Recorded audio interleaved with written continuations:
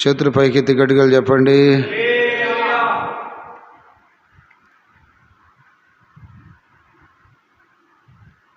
కొన్ని నిమిషాలు దేవుని యొక్క మాటలను మనం నేర్చుకుందాం. మహిమగల దేవుడు ఈ ఫిబ్రవరి మాసములో ఈ 2వ బుధవారం నాడు ఈ సేవకుల సదస్సులోనికి ప్రభు మనల్ని నడిపించాడు. దేవుని స్తోత్రం కలుగును గాక. హల్లెలూయా.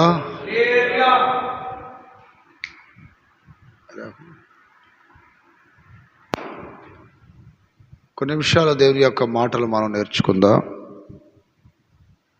దేవుని యొక్క పరిచర్య చేస్తున్న సేవకులకు మొట్టమొదటిగా దేవుని దగ్గర నుండి ఆదరణ కావాలి. దేవుని స్తోత్రం. ఏం కావాలి? ఆదరణ. ఎందుకు ఈ ఆదరణ అంటే,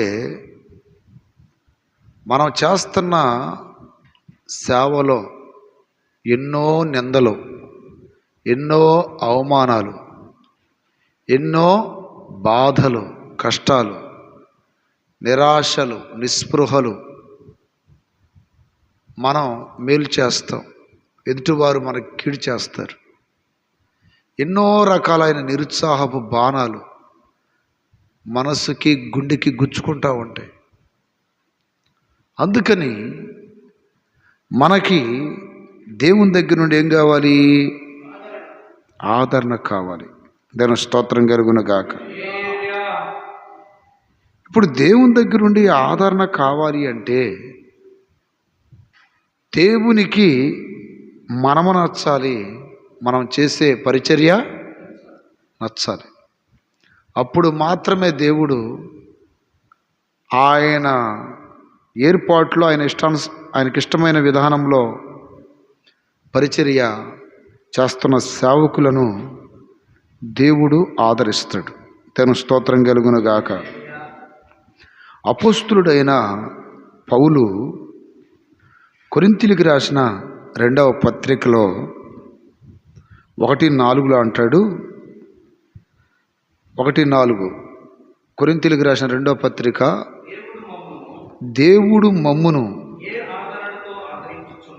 ఇక్కడ గమనించండి, దేవుడు మమ్మును ఏ ఆదరణతో ఆదరించుచున్నాడో ఆ ఆదరణతో ఎట్టి శ్రమలలో ఉన్నవారినైనను ఆదరించుటకు శక్తి గలవారు మగునట్లు ఆయన మా శ్రమంతటిలో, అది దైవ సేవలో ఉన్నవారికి దేవుని దగ్గర నుండి వస్తున్న ఆదరణ కావాలి. దేవుని స్తోత్రం. దేవుని దగ్గర నుండి వచ్చే ఆదరణ సేవకుడు పొందకపోతే, మనుషులు వలన కలిగే ఆదరణ మీద ఆశపడితే, మనుషుల వలన ఆదరణ లేనప్పుడు దేవుని యొక్క పరిచర్యని విడిచిపెట్టి వెళ్ళిపోయే ప్రమాదం ఉంది. అందుకని దేవుని ఆదరణ మనకు అవసరమై ఉన్నది. దేవుని స్తోత్రం. దేవుడు మమ్మను ఏ ఆదరణతో ఆదరించుచున్నాడో ఆ ఆదరణతో ఎట్టి శ్రమలలో ఉన్నవారినైనను, చెప్పండి ఏమనుంది అక్కడ? నాకు వాక్యం అందియాలి.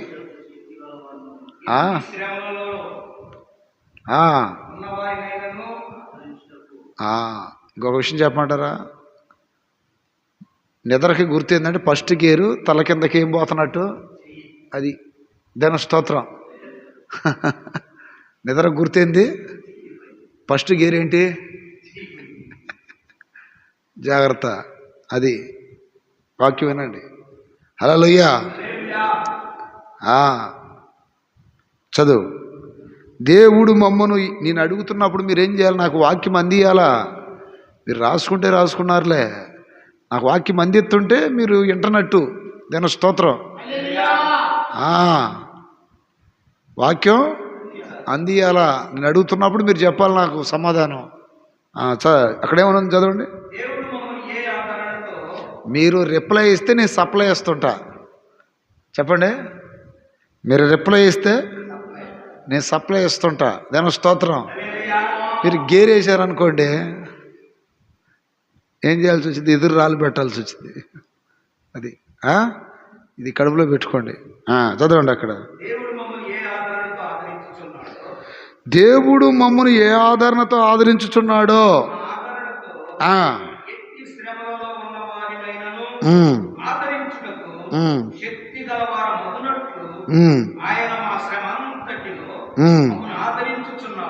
మా శ్రమంతటిలో మమ్మల్ని ఆదరించుచున్నాడు.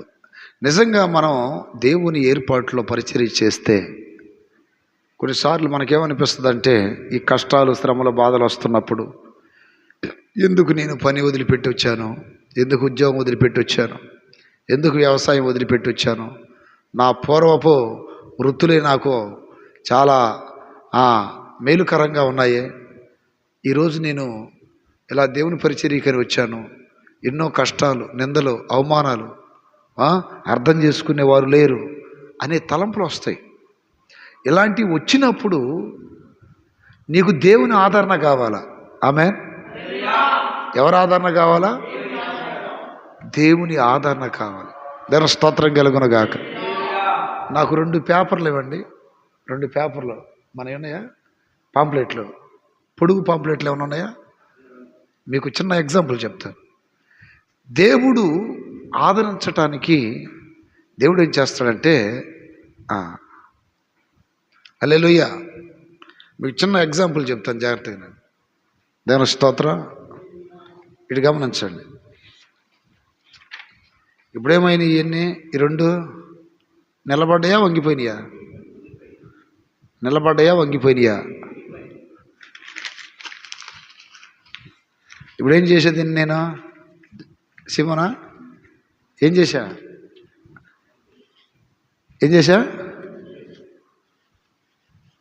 నలిపేశా.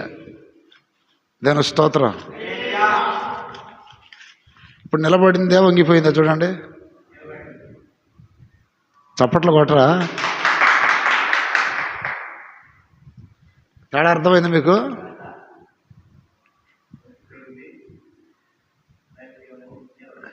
నలిగిన దానికి నలగని దానికి తేడా ఏంటంటే, దేవుడు మనల్ని నలిపేది ఎందుకో తెలుసా? నిలబెట్టడానికి. చప్పట్లు కొట్టండి గట్టిగా. హల్లెలూయా. ఎందుకు నలిపేది? ఇలాంటప్పుడు మనకేం కావాలి? ఆదరణ కావాలి. దాని స్తోత్రం. ఇప్పుడు దేవుడు మిమ్మల్ని నలుపుతాడు. కొన్నిసార్లు నలిపినప్పుడు ఎందుకు నలుపుతాడంటే, ఆయన మనల్ని బాధ పెట్టాలని కాదు, మనల్ని నిలబెట్టాలని. దాని స్తోత్రం కలుగునుగాక. ఎన్నోసార్లు మీకు ఇలాంటి నిరాశ నిస్పృహ వస్తాయి. ముందుకు వెళ్ళలేక వెనక్కి వెళ్ళలేక ఏంటి అనే ఒక బాధాకరమైన ఆలోచనలు కూడా వస్తాయి. ఇలాంటప్పుడు పౌలు అంటున్నాడు, పౌలు ఎవరు? అత్య విద్య కలిగిన వాడంట. విద్యలు చాలా ఉన్నాయి. గారడి విద్య, మాంత్రిక విద్య, తర్వాత విద్య అతి విద్య, తర్వాత మహోన్నతుని దైవ విద్య, ఇంకోటి ఉంది. దాని స్తోత్రం. మధ్యలో అవి కూడా చెప్తాం మీకు. హల్లెలూయా. ఇక్కడ అతి విద్య అంటే ఆ రోజుల్లో 3 ప్రాముఖ్యమైన యూనివర్సిటీలు ఉండేయంట. ఒకటి యెరూషలేము, రెండోది తార్సు, ఇంకో ఏరే ప్రాంతంలో. పౌలుని తార్సు వాడని ఎందుకన్నారు తెలుసా? తార్సులో యూనివర్సిటీ ఒకటి ఉంది, దాంట్లో పట్టభద్రుడు ఎవరో, అంత విద్య. యెరూషలేములో గమాలియేలు యూనివర్సిటీలో అక్కడ ధర్మశాస్త్రాన్ని బయార్ట్ చేశాడు. అక్కడ యూనివర్సిటీలో కూడా చదివాడు. తర్వాత అతను ఈ డేరాలు వస్త్రాలు కుట్టి నేత పని అంటారు చూసారా, దాంట్లో కూడా విద్య, ఆ యూనివర్సిటీలో కూడా విద్య పొందాడు. ఎన్నో రకాలైనటువంటి పట్టాలు తీసుకున్నాడు.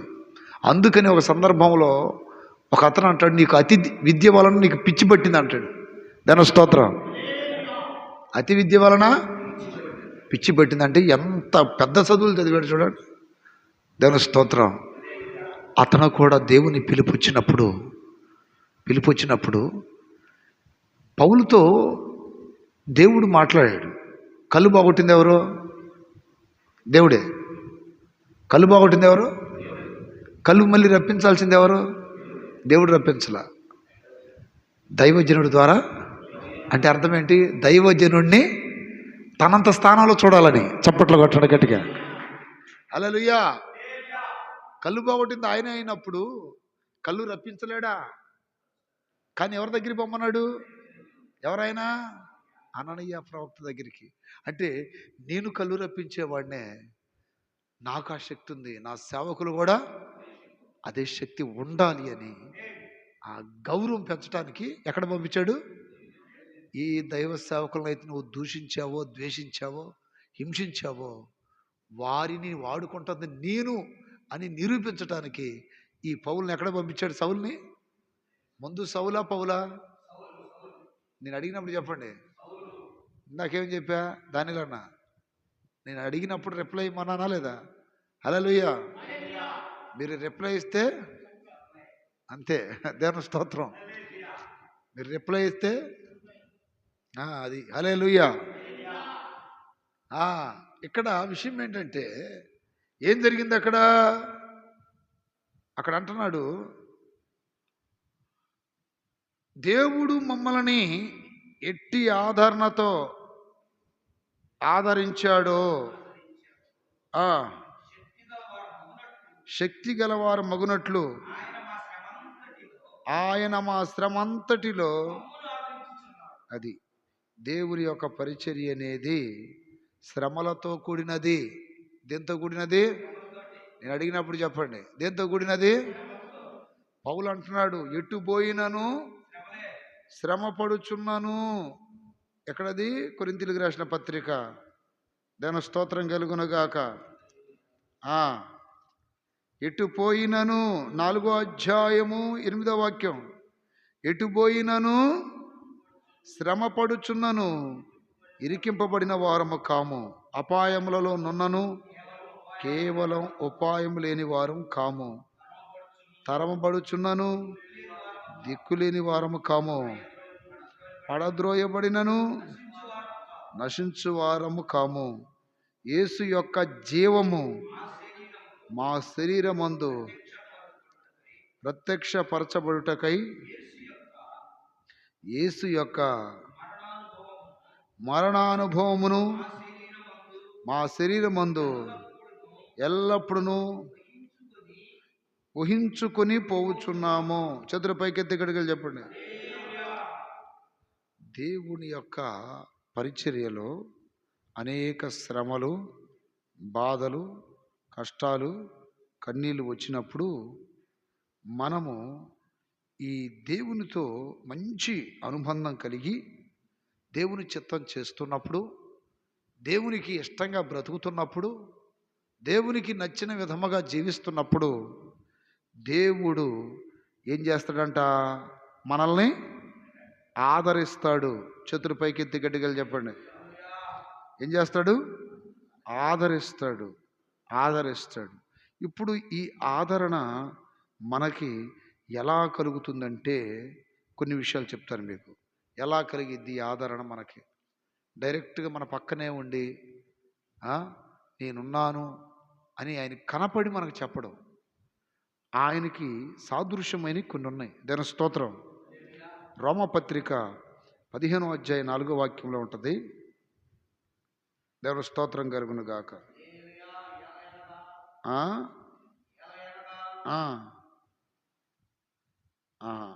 15:4 ఓర్పు వలనను, ఏలయనగా ఓర్పు వలనను, లేఖనముల వలని ఆదరణ వలనను. గమనించండి, ఇక్కడ లేఖనముల వలన ఆదరణ. అది ఎట్లా ఆదరిస్తాడు సేవకులు దేవుడు? లేఖనములు అంటే, లేఖ అంటే ఏంటి? ఉత్తరము. దాని స్తోత్రం. మనుషులు రాసుకునే దాన్ని ఉత్తరము అంటారు.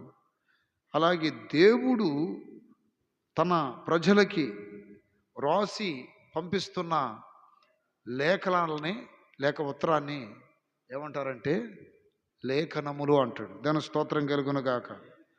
ఇప్పుడు లేఖనముల వలన ఆదరణ అంటున్నాడు.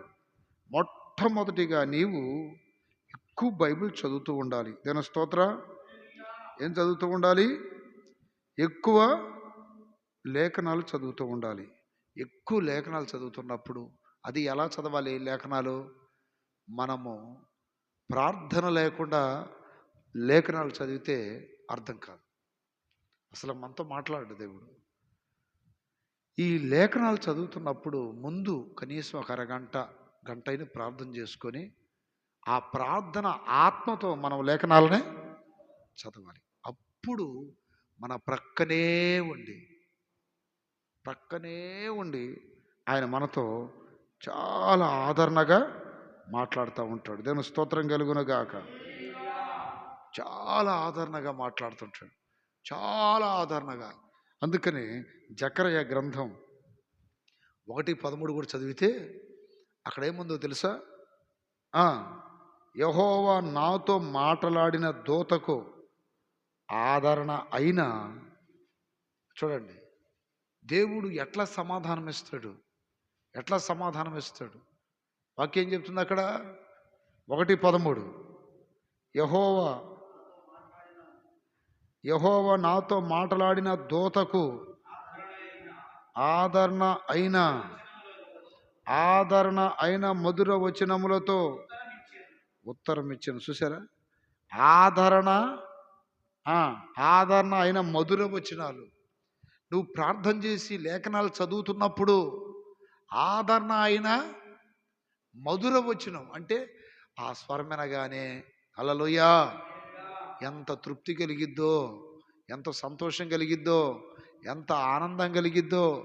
దేవుడు నాతో మాట్లాడాడు, దేవుడు నన్ను ధైర్యపరిచాడు, దేవుడు నన్ను బలపరిచాడు, దేవుడు మరలా నాకు నూతన ఉత్సాహాన్ని ఇచ్చాడు, నూతన శక్తిని ఇచ్చాడు. ఇకేం పర్వాలేదు, నేను సాగిపోతాను. దేవుడు నన్ను ఉత్తేజపరిచి ముందుకు తీసుకెళ్తున్నాడనే ఒక మంచి నమ్మకం, విశ్వాసం అనేది మనలో కలిగిద్ది. దేవుని స్తోత్రం కలుగును గాక. అందుకని మనము మొట్టమొదట ఈ శ్రమలలో, బాధల్లో, కష్టాల్లో ముందుకెళ్తున్నప్పుడు అవి కలిగినా కలగకపోయినా దేవుని యొక్క వాక్యాన్ని ప్రతిరోజు ధ్యానం చేస్తూ ఉండాలి. దేవుని స్తోత్ర. ఇప్పుడు చాలామంది సేవకులకి లేఖనాలు తెలియదు.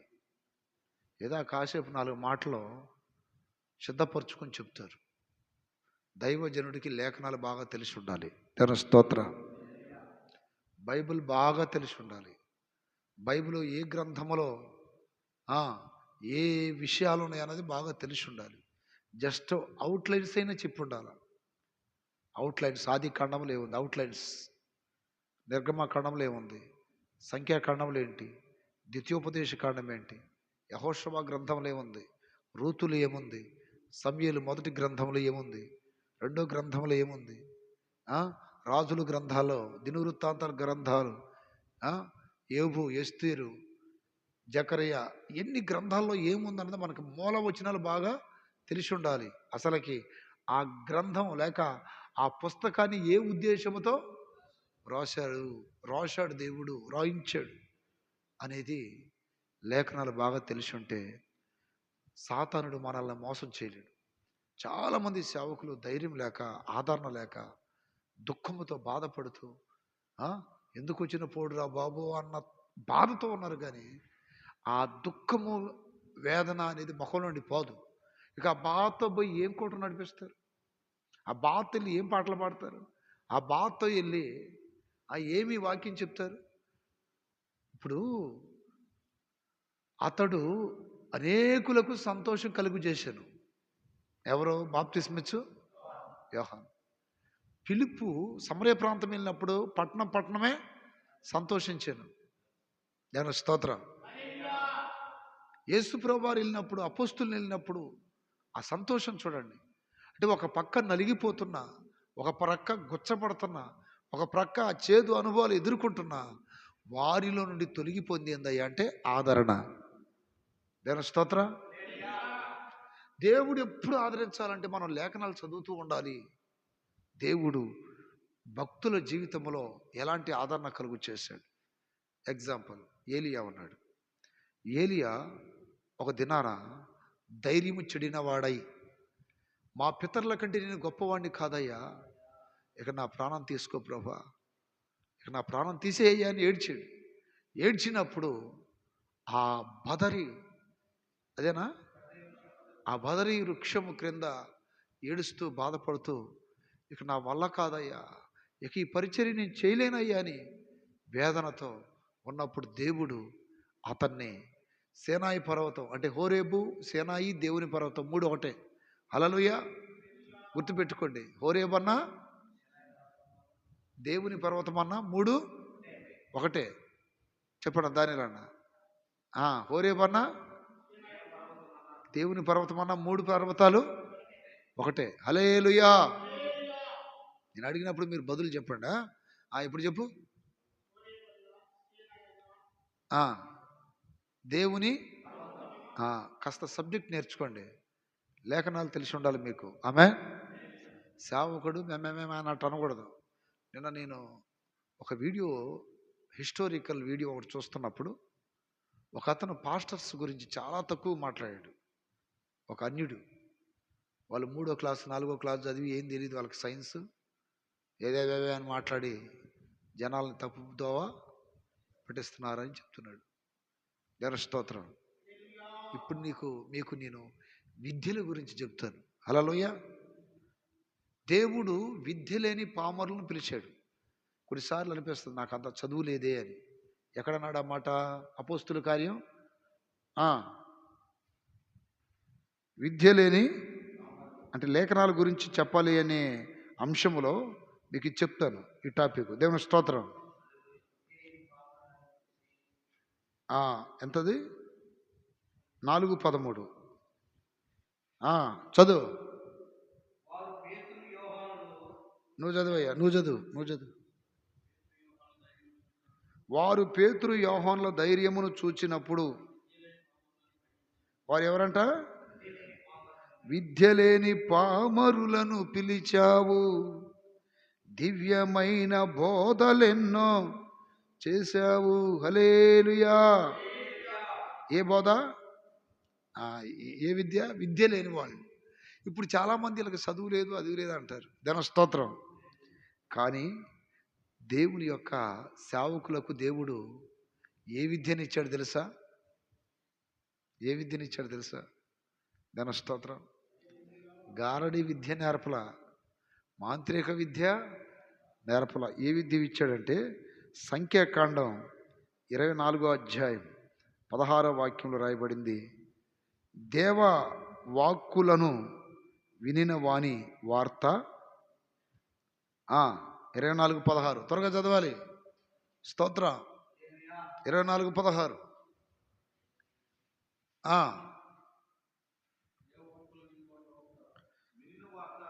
దేవవాక్కులను, గమనించండి ఇక్కడ, దేవవాక్కులను వినిన వాని వార్త, మహోన్నతుని విద్య నెరిగిన వాని వార్త. చాలు. ఇప్పుడు ఏంటంట? మహోన్నతుని విద్య నేర్పాడు. ఎవరికి? విద్య లేని. అది ఇప్పుడు చాలామంది, ఇప్పుడు నేను డిగ్రీ చదవలేదు, 10th చదవలేదు, నాకు అంత చదువు రాదయ్య అంటారు. కానీ పిలుచుకున్న వారికి దేవుడు ఈ విద్యలు కాదు నేర్పించింది, మహోన్నతుని విద్య. గడుగు చెప్పండి. ఆ విద్య ఎదుట ప్రపంచంలో ఏ విద్య అయినా సరిపోద్దా? అర్థమైందా మీకు? ఏ విద్య? మాకు గడ్డి చెప్పు. ఎవరైనా మిమ్మల్ని అడిగారు అనుకో ఏ విద్య అని, మహోన్నతుని విద్య. అది అందరికి ఇచ్చాడు దేవుడు. విద్య లేని పిలిచాడు. దేవుని స్తోత్రం. నువ్వు చదువుతున్నటువంటి ఐఏఎస్, ఐపీఎస్ స్టడీస్ కంటే కూడా గొప్ప విద్య ఇది. దేవుని స్తోత్రం. ఐఏఎస్, ఐపీఎస్, సీఎం, పిఎంల కంటే కూడా గొప్ప విద్య అది. అది ఎవరికి ఇచ్చాడు? మరి ఒకసారి చదవండి. విద్య లేని పామరులకు ఇచ్చి ఆ లేఖనాలలో ఉన్న సారాంశాన్ని నేర్పించి, దేవుని స్తోత్రం, వారిని బహుబలముగా వాడుకున్నాడు. దేవుని స్తోత్రం కలుగునుగాక, స్తోత్రం కలుగునుగాక. అప్రియ సేవకులారా గమనించండి. మీకు ఏ విద్యను ఇచ్చాడని ఎవరైనా అడిగితే ఏమంటారు మీరు? ఆ విద్య ఎంత గొప్పదండి. ఇప్పుడు దానియేలు గ్రంథం కానీ మనం గమనిస్తే, రాజు కలగన్నాడు, కళ చెప్పమన్నాడు, కలభావం చెప్పమన్నాడు. ఎవరిని?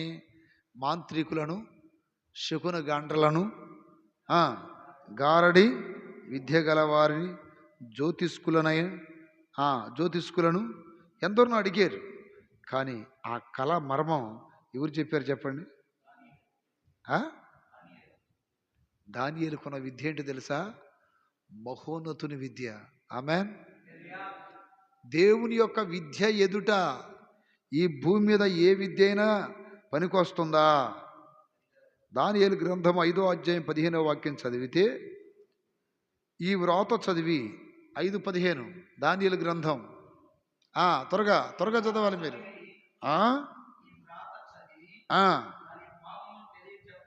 దాని భావము తెలియజెప్పవలెనని జ్ఞానులను, గారడి విద్య గలవారిని పిలిపించి తిని గాని ఈ సంగతి యొక్క భావమును, అది అంటే వాళ్ళన్ని చదువులు చదివినా దేవుడు బయలుపరిచిన ఒక కలమర్మాన్ని కలని వాళ్ళు, అదే 2వ అధ్యాయం 27వ వాక్యం చదివితే అక్కడ రాయబడిందండి. ఏమో తెలుసా? దానియేలు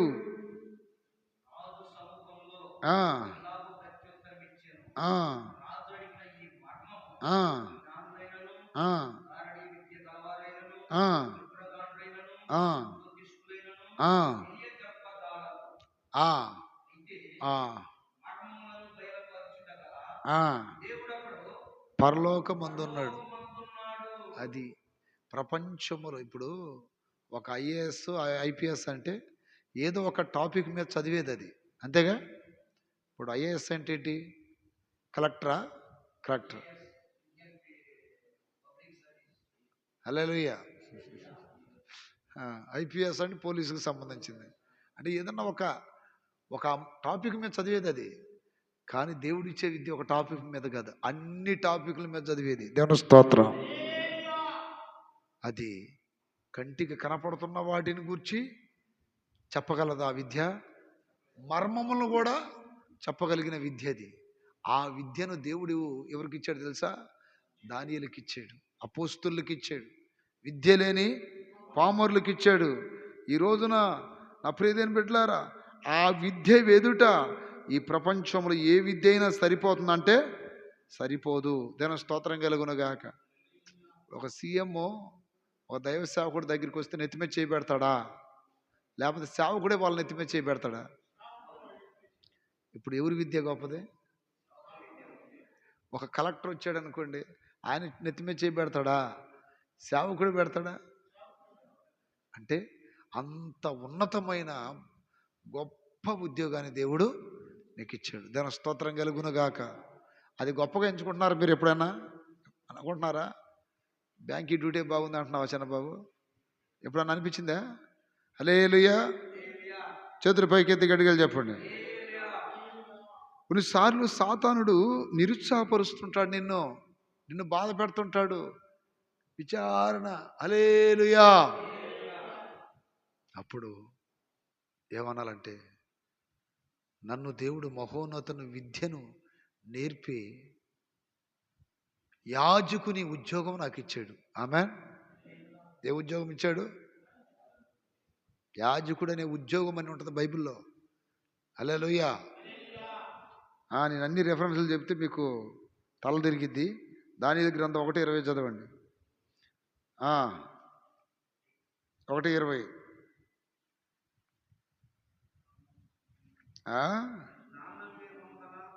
జ్ఞాన వివేకము గల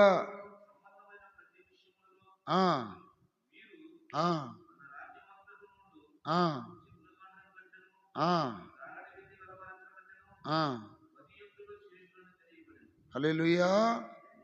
అంటే ఇప్పుడు చూడండి, మహోన్నతుని విద్యను దేవుడు దానియేలుకి నేర్పాడు. దేవుని స్తోత్రం. అంటే లేఖనాల యొక్క సారాంశం, లేఖనాల యొక్క ఆ గొప్ప విషయాలు తెలుసుకోవడానికి దేవుడు అతనికి నేర్పాడు. అందుకని అక్కడున్న జ్ఞానులందరికంటే 10 అంతల శ్రేష్టమైన జ్ఞానం దేవుడు అతనికి ఇచ్చాడు. దేవుని స్తోత్రం. అందుకని సేవకుడు ఎప్పుడు కూడా బైబిల్ చదువుతూ ఉండాలి. ఏం చేయాలి? సంవత్సరాలు గడిచిపోతున్నాయి. ఇప్పుడు నువ్వు లేఖనాలు చదివి లేఖనాల్లో ఉన్న ఆదరణ పొంది అనేకులకు నువ్వు ఆదరణ ఇవ్వాలి, అనేకులను ఆదరించాలి. విశ్వాసులను సేవకుడు ఆదరించాలా? సేవకుడినే విశ్వాసులు ఆదరించాలా? తండ్రి స్థానంలో ఉంది ఎవరండి? అక్కడ ఇప్పుడు ఎవరిని ఆదరించాలి? మొహం నల్లగా పెట్టుకొని ఉంటే ఆదరణ కలిగిద్దా? ఇప్పుడు మీరు రాగానే మొహం నల్లగా పెట్టుకున్నాను అనుకో, ఏమైందో ఏంటో అనేది మీ మొఖాలు ఏమైపోతాయి? మీరు కూడా సలారిపోతారు అంతే. ఇప్పుడు నా ఉత్సాహాన్ని బట్టి మీకు ఉత్సాహం వస్తుంది. అంతే కదా. ఒక ప్రక్కన ఎన్నో బాణాలు గుచ్చుకుంటున్నా ముఖంలో ఉండి చిరునవ్వు పోకూడదు. ఆ ఆదరణ మనకి దేవుని వలన కలుగుతుంది. దేవుని వలన అంటే ఎక్కువగా లేఖనాలు చదివి, రెండోది ఆత్మ పొందాలి.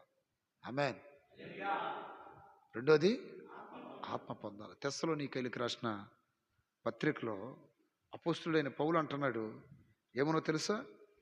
దేవుని స్తోత్రం కలుగునగాక. నేను మీకు ఈరోజు జస్ట్ కొన్ని విషయాలు మాత్రం చెప్తాను నేను. ఎందుకంటే మీరు ఆదరించబడితే మీ ద్వారా సంఘాలు కూడా ఆదరించబడతాయి. దేవుని స్తోత్రం కలుగునగాక. అందుకని ఈ విషయాలన్నీ మీకు తెలియపరుస్తున్నాను. సాతాను యొక్క మోసాన్ని గ్రహించాలి సేవకుడు. 1 తెస్సలోనికైలకు రాసిన పత్రిక 1వ అధ్యాయం కాబోలు పరిశుద్ధాత్మ ఏ విధంగా మమ్మల్ని ఆదరించెను, ఎట్టి వారినైనా మేము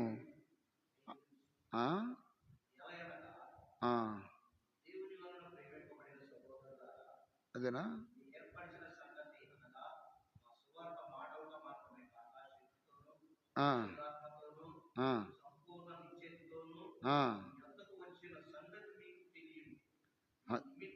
దేవుడు మమ్మల్ని అనేది లేదా, ఎట్టి ఆదరణతో ఆదరించెను,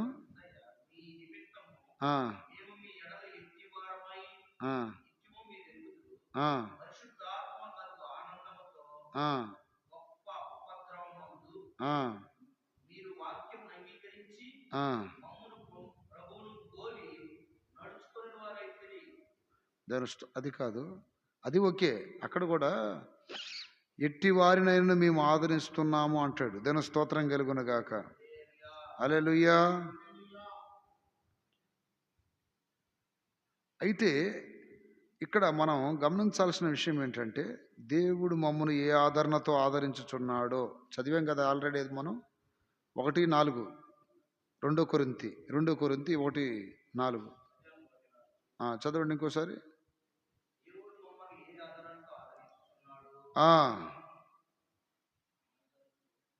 ఆదరించుచున్నాడో ఆ ఆదరణతో ఎట్టి శ్రమలలో ఉన్నవారినైనాను ఆదరించుటకు చాలు. అంటే ఇప్పుడు ఒక సేవకుడు ఒక ఇంటికి వెళ్ళినప్పుడు ఎంతో ఆదరణ కలుగు చేయాలి. మీరు ఎంతో ఆదరించాలి. ఏడ్చే వాళ్ళు ఉంటారు, బాధపడుతున్న వాళ్ళు ఉంటారు, సమస్యలతో ఉన్నవారు ఉంటారు, సతమతం అయిపోతున్న వాళ్ళు ఉంటారు. దాని స్తోత్ర. హల్లెలూయా. ఏంటి వెళ్ళాలా నువ్వు? ఎవరైనా కావాలి నీకు? ఎవరైనా తీసుకుని పో. దాని స్తోత్రం. చేతుల పైకి ఎత్తి గడిగలు చెప్పండి. అయితే ఇక్కడ గమనించాల్సిన విషయం ఏంటంటే, ఎట్టి శ్రమలలో ఉన్న వారిని అయినా మనం ఆ దైవ సేవకుడు వస్తే బాగా ఆదరిస్తాడమ్మా, ధైర్యపరుస్తాడమ్మా. లేదు ఇతని వల్ల మాకు ఏ ఆదరణ లేదు అనుకుంటే విశ్వాసులు ఇంకో దారి చూసుకుంటారు. దాని స్తోత్రం. ఆదరణ లేనప్పుడు ఏం చేస్తారు? ఆదరణ ఉన్న కాడికి పోతారు. ఈరోజు నువ్వు ఎంతో వాక్యం చెప్పొచ్చు, కానీ వాక్యానికి ఆకర్షించబడేది కొందరు, ప్రేమకి ఆకర్షించబడేది కొందరు, ఆదరణకి ఎక్కువ ఆదరించబడేది ఆదరణకి. దాని స్తోత్రం కలుగునగాక. చదవండి మళ్ళీ ఆ వాక్యాన్ని. అక్కడ అంటున్నాడు, ఆ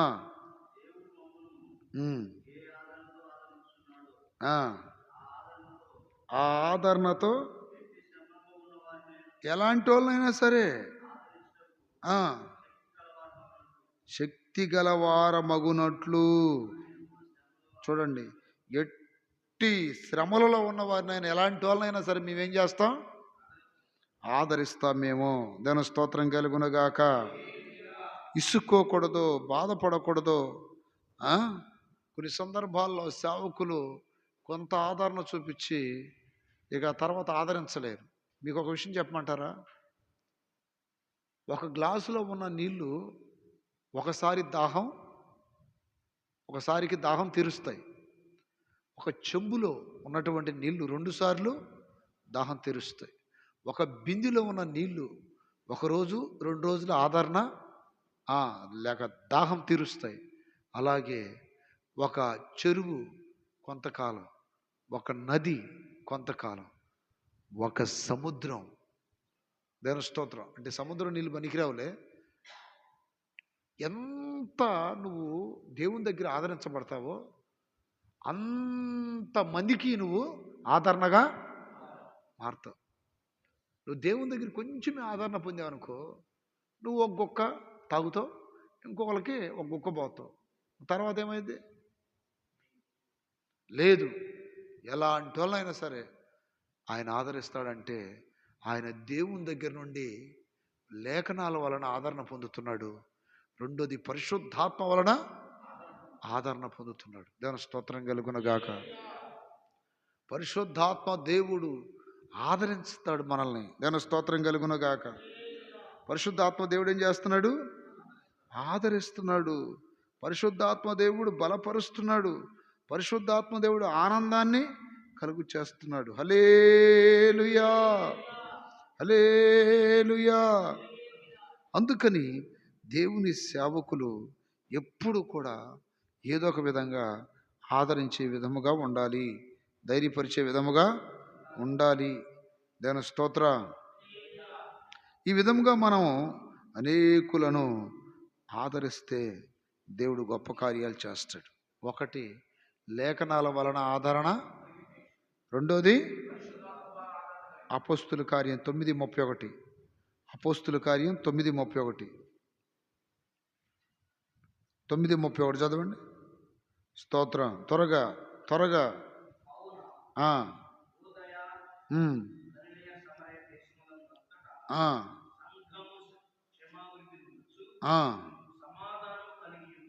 చూడండి. ప్రభువునందు భయమును. గమనించండి, అక్కడ రెండోది ఆదరణ అటగలుగుతుంది. ఎక్కువ అన్య భాషలు మాట్లాడుతూ నీకు శ్రమలో, బాధలు, కష్టాలు, కన్నీళ్ళు వచ్చినా నువ్వు ఎక్కువగా ఆత్మతో నింపబడితే, ఎక్కువ వాక్యం చదివితే దేవునికి ఏం కలుగు చేస్తున్నాడు? ఆదరణ కలుగు చేస్తాడు. ముఖ విచారంగా పెట్టుకొని దుఃఖముతో, బాధతో ఉన్నావు అనుకోండి, ఆ వ్యక్తిని చూస్తే ఎదుటి వాళ్ళకి బాధ కలిగిద్దే తప్ప ఆదరణ. మీరు సంఘాలు నడిపించేటప్పుడు ఇదిగో ఇది తెలియాలి మీకు. అయ్యా వచ్చాడయ్యా, ఆదరిస్తాడయ్యా, ధైర్యపరుస్తాడయ్యా, అది ఆయన్ని పంపించండి అయ్యా, ఆ బ్రదర్ను పంపించండి అయ్యా, ఆ సేవకుడిని పంపించండి అయ్యా అని ఎందుకంటారు? ఈ సేవకుడి వలన ఏం లేదు, ఆయన పంపించండి అయ్యా. ఎట్టి శ్రమలలో ఉన్నవారు, రోగంలో ఉన్నారా, అప్పులతో ఉన్నారా, లేకపోతే నిందలతో ఉన్నారా, ప్రభువుని నమ్మినందుకు కొన్ని విధాలైన వ్యతిరేకతలు పొందుతున్నారా, లేకపోతే భర్త వలన, భార్య వలన, పిల్లల వలన ఏదో ఒక బాధతో ఉంటారు విశ్వాసులు. కానీ నీవు వెళ్ళి ఏం చేయాలి? వాళ్ళని ఆదరించాలి. దేని స్తోత్రం. సేవకుడు విశ్వాసులకు అనుకూలంగా ఉండాలి. సేవకుడు విశ్వాసులకు దగ్గరగా ఉండాలి. సేవకుడు విశ్వాసులకు ఒక తండ్రిగా, నాయకుడిగా నడిపించే విధంగా ఉండాలి. రెండోది, మనకి కలుగుతున్న ఈ ఆదరణ, దీని సీక్రెట్ ప్రపంచంలో ఎవ్వరికి తెలియదు. నీ వాక్యమే నన్ను చంపుననుందా, బ్రతికించుననుందా? నీ వాక్యమే నన్ను బాధలలో నెమ్మది. దేని స్తోత్రం. అర్థమైంది మీకు? అందుకని ఎక్కువ ఏం చదవాలి? రెండోది, పరిశుద్ధాత్మతో ఎక్కువ నింపబడుతూ ఉండాలి. దేని స్తోత్రం కలుగునుగాక. ఇప్పుడు మీరు డైలీ కనీసం ఎంతసేపు ఆత్మతో నింపబడుతున్నారు? ఆత్మ పూర్ణులుగా ఉండాలి. ఎప్పుడు అన్య భాషలతో మాట్లాడుతూ ఉండాలి. కూర్చున్నప్పుడే కాదు, నిలబడినప్పుడే కాదు, ప్రయాణం చేస్తున్నప్పుడే కాదు. ఆత్మ అతని మీద ఉండేను అని ఉంటుంది బైబిల్లో. ఆత్మ అతని మీద ఉండేను. ఎప్పుడు నువ్వు ఆత్మలో ధ్యానంలో ఉన్నప్పుడు నీకు ఈ భూ సంబంధమైన అయ్యి ఎందుకు వస్తాయి? అసలు బయట ఎక్కడైనా ఉండాలనే మనసు వస్తుందా? పరిశుద్ధాత్మతో సరైన కనెక్షన్ ఉన్నవాడికి బయట వ్యర్థంగా తిరగటానికి మనసు రాదు. అసలు మనసు రాదు. హ్యాపీగా ఉంటాడు దేవుడు. తన స్తోత్రం. కొంతమంది అంటారు నా మనసు బాగలేదు. ఇట్లాంటి మీలో కూడా కొంతమందిని గమనిస్తుంటా, మనసు ఏం బాగలేదు అదే అని ఇంక దానికి ఏదో చెప్తూ ఉంటారు పురాణాలు. నీ మనసు ఎప్పుడు బాగానే ఉండాలి. ఆమె ఇప్పుడు చిన్న నిప్పులో కొన్ని కర్రలు వేస్తే ఆ నిప్పును ఆర్పేస్తాయి. అదే కర్రలని అగ్నిగుండం లాంటి ఒక పెద్ద గుండంలో వేస్తే తగలబెట్టేస్తుంది. ఇప్పుడు నీ జీవితం అగ్నిగుండం లాగా ఉండాలా? ఎన్ని నిరాశ నిస్పృహలు వచ్చే వార్తలు వింటున్నా కాలిపోతుండాలి లోన. ఆమేన్. అటు నుండి ఇటు నుండి నిరుత్సాహపరిచే ఏదేదో కట్టిలేస్తూ ఉంటాడు సాతానుడు. అవి నన్ను ఏమి చేయలేవు. ఏలియా ప్రార్థన చేస్తే మాంసమును, కట్టెలను, రాళ్లను తగలబెట్టాను. ఆమేన్. అలాంటి దైవజనుడి ముందు ఎన్ని నిలబడతాయా? సేవకుడు అగ్ని అన్నాడు కదా. నా సేవకుడు ఎవరు? అగ్ని. 104వ కీర్తన కాబోలు చదవండి ఒకసారి. సేవకుడు పరిశుద్ధాత్మ అగ్ని పొంది పరిశుద్ధాత్మతో ఆగా నింపబడి దేవుని సన్నిధిలో కనిపెడుతూ ఉండాలి. దాని స్తోత్రం కలుగునగాక. 104వ కీర్తన 4. వాయువులను తనకు దూతలుగాను, అగ్ని జ్వాలలను ఆయన చేసి కొని ఉన్నాడు. హల్లెలూయా. చేతుల పైకి ఎత్తుకోండి. హల్లెలూయా. సేవకులను అదేనా, వాయువులను తనకు దూతలుగాను, సేవకులను అగ్ని. రెండో అగ్ని జ్వాలల దగ్గర 2వ ఫుట్ నోట్లో ఉంది చూడండి. తన సేవకులను అగ్ని జ్వాలలు అంటే ఏంటి? ఎన్ని మాటలు విన్నా, ఎన్ని ఆలోచనలు వచ్చినా అస్సలకి తొనకడో, కదలడో, బాధపడడో. దాని స్తోత్ర. ఎంత ధైర్యం ఉంటుంది అతనికి, ఎంత నెమ్మదిగా ఉంటాడు. అసలు ఇంత నెమ్మది ఎలా కలుగుతుంది ఆయనకి? ఇంత ఆదరణ ఎలా కలుగుతుంది? కొన్నిసార్లు మిమ్మల్ని చూసినప్పుడు ఎదురు వాళ్ళు అసలు ఎన్ని ఎలా చేయిస్తున్నాడేనా అనే తలంపులు రావాలి. దాని స్తోత్ర. దాని సీక్రెట్ ఏంటి? లేఖనముల వలనను, పరిశుద్ధాత్మ వలనను, దేవుని వలనను. అక్కడ మూడు విషయాలు చెప్పాడు కదా. ఒకటి లేఖనముల వలనను, రెండోది పరిశుద్ధాత్మ వలనను, తర్వాత దేవుడి వలన. అంటే మనము ఒక దాని గురించి బాధపడుతున్నప్పుడు కలలో కానీ దర్శనంలో కానీ దేవుడు మాట్లాడతాడు, వాక్యం ద్వారా మాట్లాడతాడు. మూడోది ఆత్మతో ఎక్కువగా మనం అన్య భాషలతో మాట్లాడుతున్నప్పుడు, ఎక్కువ అభిషేకించబడుతున్నప్పుడు, ఈ ప్రపంచములో నుండి మనం ప్రత్యేకమై ఆత్మ వశులమైపోతాం. ఆ ఆత్మ దేవుడు మనల్ని ఏం చేస్తాడంటే ఆనంద ప్రవాహంలో ముంచి లేపుతాడు. దేవుని స్తోత్రం. ఏ ప్రవాహంలో?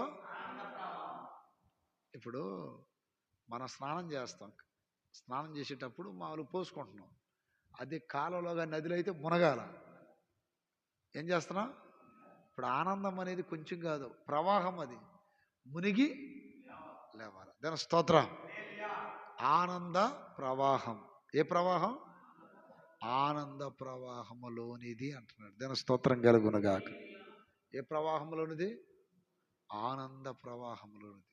అందుకని ఈ విషయాలన్నీ మనం చాలా జాగ్రత్తగా గ్రహించి, ఎప్పుడు అతని ముఖం చూస్తే చెక్కుముక్కి రాతి వలే అతని ముఖంలో ఎప్పుడు కోపం కనపడిద్ది ఏంటో, అతని ముఖంలో ఎప్పుడు ఆవేశం కనపడిద్ది ఏంటో, అతని ముఖంలో ఏదో తొందర కనపడతా ఉంటుంది.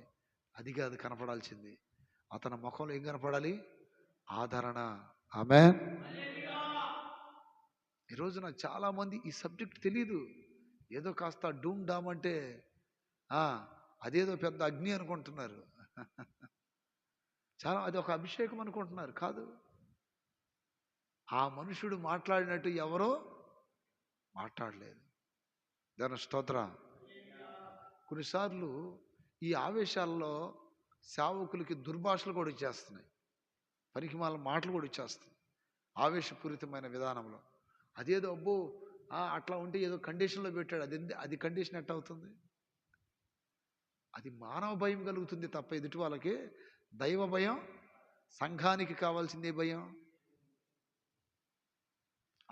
ఇప్పుడు మానవ భయముతో ఒక మనిషి ఉన్నప్పుడు భయపెట్టగలం. దైవ భయం ఉంటే చచ్చేంత వరకు భయం ఉంటుంది వాడికి. హల్లెలూయా. మానవ భయం ఉంటే, ఇప్పుడు నేనున్నాను, నన్ను చూసి మీరు భయపడ్డారనుకో, నేనున్నంతసేపే ఆ భయం, నేను పోయిన తర్వాత అదే దైవ భయం కావాలా. ఆది సంఘానికి దైవ భయము కలుగు చేశాడు కావాలని. అననయ్య సప్పీరా ఇద్దరు చనిపోయినప్పుడు సంఘము భయపడిందట. అంటే పరిశుద్ధాత్మ పొందిన దైవజనుడు పరిచర్య చేస్తున్నప్పుడు, తన అగ్నితో నింపబడుతున్నప్పుడు, సంఘములో ఎవరైనా ఎక్కడది 6:5. దేవుని స్తోత్రం కలుగును గాక. 6వ అధ్యాయమా 5వ అధ్యాయమా? 5వ అధ్యాయం 6వ వాక్యమా? చదువు.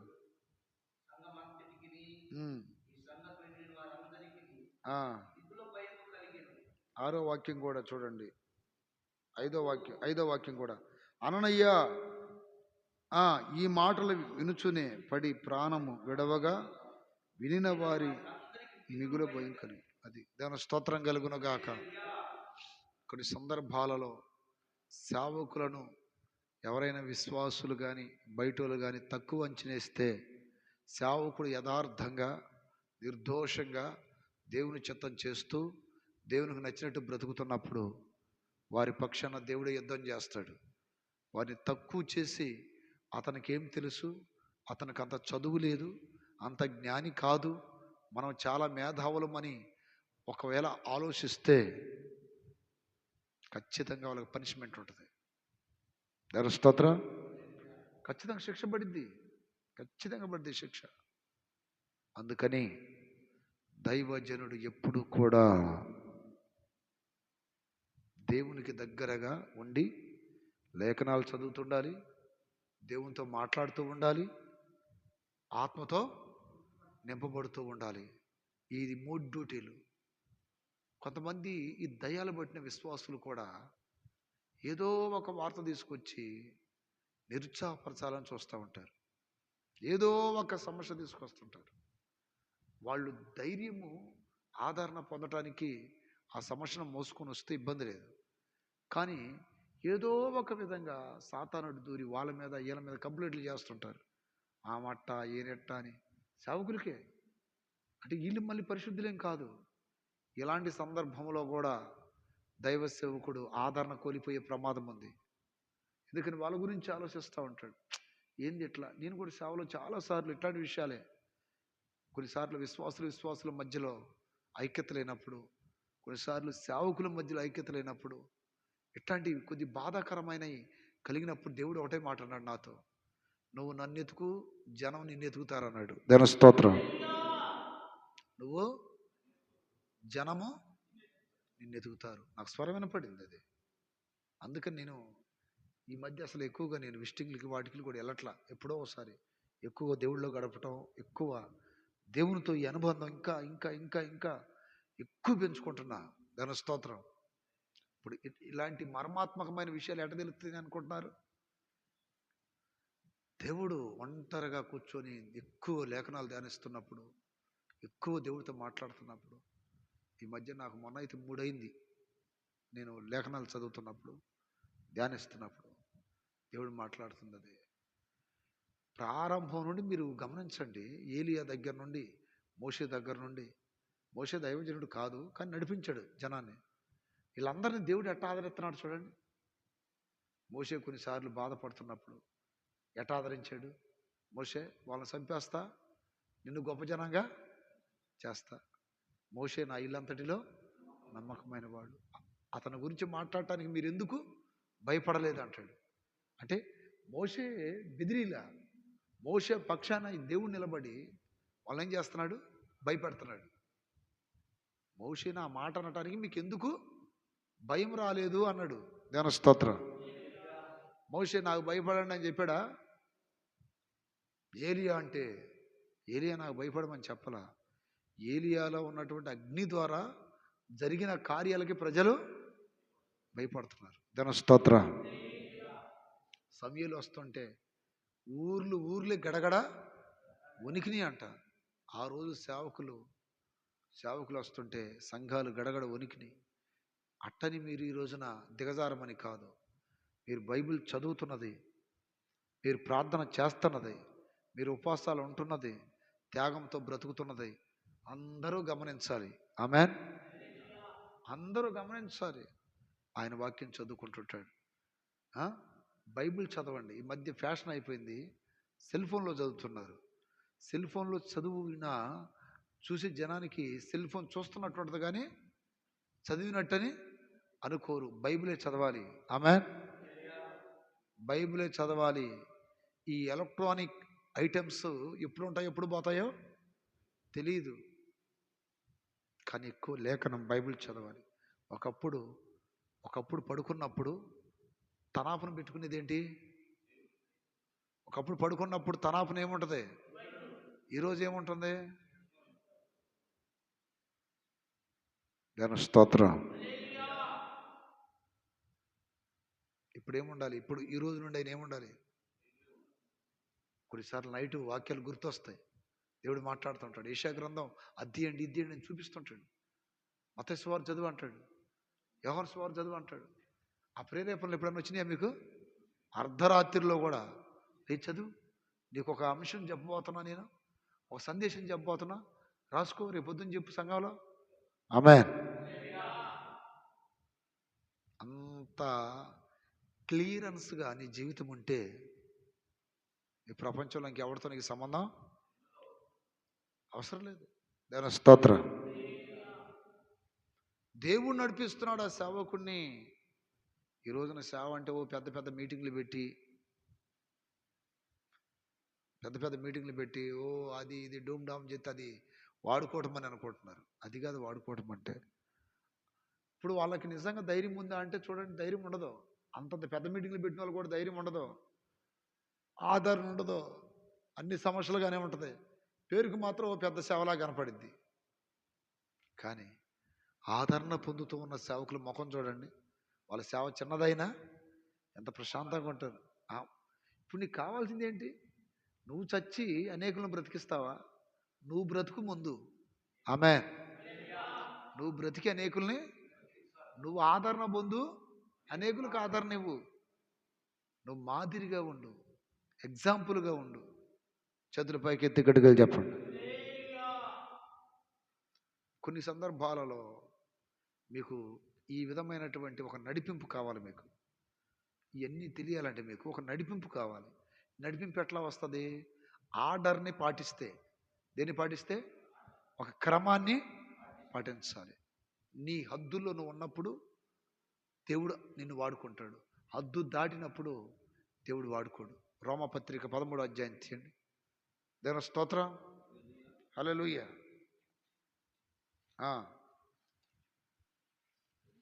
రోమపత్రిక 13వ అధ్యాయం.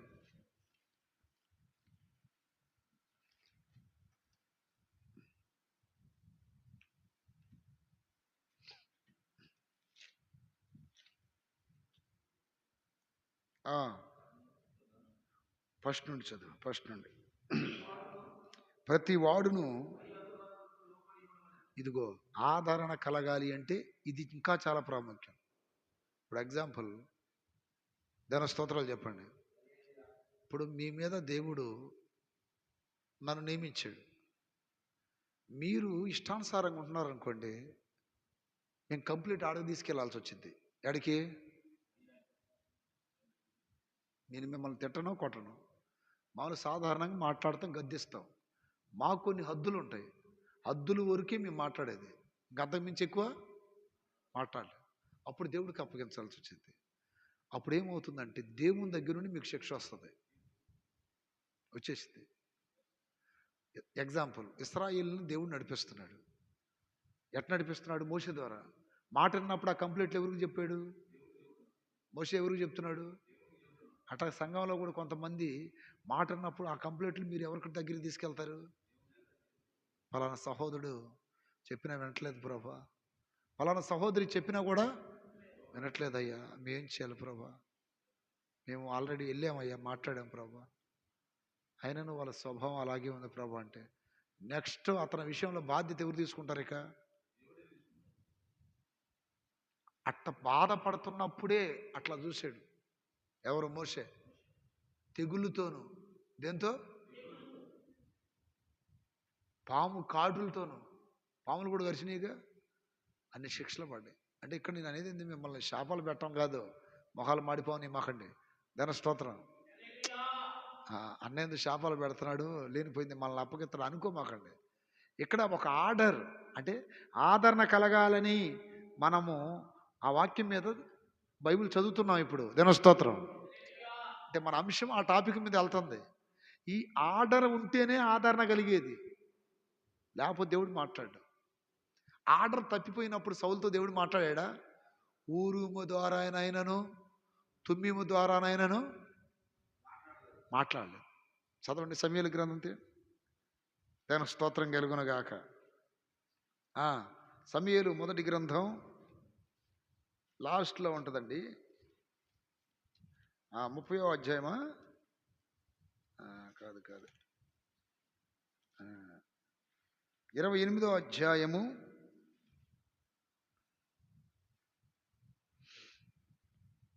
5వ వాక్యం చదువుదాం. పౌలు ఫిలిష్తీయుల దండును చూసి మనసునందు భయకంపం నొంది యెహోవా యొద్ద విచారణ చేయగా, స్వప్నము ద్వారానైనను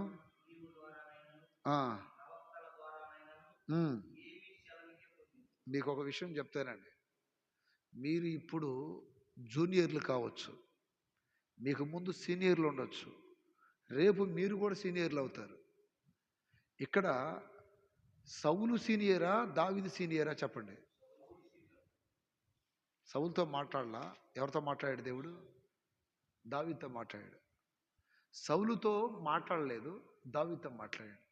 మీరు యథార్థంగా ఉంటే మీకు సుపీరియర్గా ఉన్న సేవకులతో కూడా మాట్లాడకపోవచ్చు, మీ జీవితం బాగుంటే దేవుడు మీతో మాట్లాడతాడు. హల్లెలూయా. ఇక్కడ ముందు వెనకనేది కాదు, ఆర్డర్. అట్టని ముందు వలన దేవుడే మర్చిపోడు. వాళ్ళు ఒకవేళ ఆర్డర్ తప్పితే ఏలీతో మాట్లాడాల దేవుడు, సమూయేలుతో మాట్లాడాడు. ఆమేన్. పడుకున్నప్పుడు ఎవరితో మాట్లాడాడు? ఇక్కడ సీనియర్ ఎవరు? ఏలీ. కానీ అతనితో మాట్లాడాల. అంటే అతను తప్పు చేశాడంటే అతని కొడుకులు చేశారు తప్పు. కుమారులు తప్పు చేసినప్పుడు కఠినంగా గద్దించి సరిచేయలా. దేవుని స్తోత్రం. అందుకని దేవుడు మాట్లాడలా. అంటే ఏమైపోయారు? పిల్లలు ఆర్డర్ తప్పిపోయారు. నీ పిల్లలు ఆర్డర్ తప్పిపోతే నీ కుటుంబంలో నువ్వు కూడా దేవుడికి అవమానకరంగా బ్రతుకుతావు. అప్పుడు నీకు కూడా ఏ స్వరం వినపడదు. అర్థమవుతుందా ఈ విషయాలు? చంద్రుడి పైకెత్తి గడిగలు చెప్పండి. అక్కడ దేవుడు ఊరిమి ద్వారానైనను తుమ్మీము ద్వారానైనను స్వప్నముల ద్వారానైనను ప్రవక్తల ద్వారానైనా ఏమి అంటే ఇంకెవ్వరి ద్వారా దేవుడు ఆయన స్వరం వినిపించటం లేదు. ఎందుకని? ఇక రాను రాను అతనికి మరణదండన దేవుడు విధించబోతున్నాడు. చతురు పైకెత్తి గట్టిగా చెప్పండి. ఏ దండన? మరణదండన. నేను మళ్ళీ చెప్తాను మీకు వాక్యం, కొన్ని నిమిషాలు మోకాల మీద ఉండండి. అయ్యా అయ్యా నీ వాక్యము ఎంత తేటగా స్పష్టంగా ఉంది. నీ ఆదరణ మేము పొందినట్లుగా నీ లేఖనాలు మేము చదవాలి. నీ ఆదరణ మేము పొందినట్లుగా నీ ఆత్మతో మేము నింపబడాలి. నీ ఆదరణ పొందినట్లుగా దేవా నీతో మంచి సంబంధం మాకు ఉండాలయ్యా అని ప్రార్థన చేయండి. అనేకులకు ఆదరణగా. హల్లెలూయా హల్లెలూయా హల్లెలూయా. షబకతో రబాల రిబాబా బాబా షాలాద ఇకరబలందరలదిరా షబరికరబలదర ఊరికరబల బరబల షబరందరలదియా. ప్రార్థన ఆత్మతో నిత్యము మండాలి. ప్రాణాత్మ దేహములు ప్రార్థన ఆత్మతో నిత్యము మండాలి. ప్రాణాత్మ దేహములు పరలోక శక్తిని భూమిపై దించాలి. పరలోక శక్తి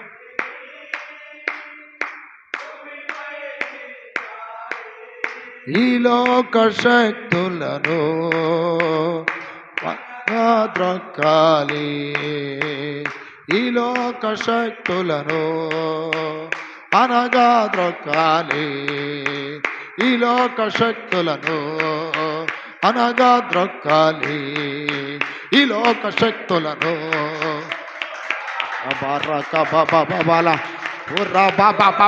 కరాలందరా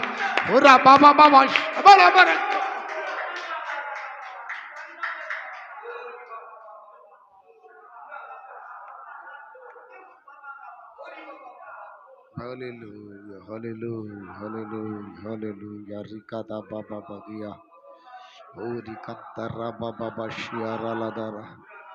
హల్లెలూయా హల్లెలూయా హల్లెలూయా హల్లెలూయా హల్లెలూయా. రబది గదబది గరబలది షిబిది గరబర బర బర బర బలందర బర బరి గరబరి షిబిది గదబది గరబలది.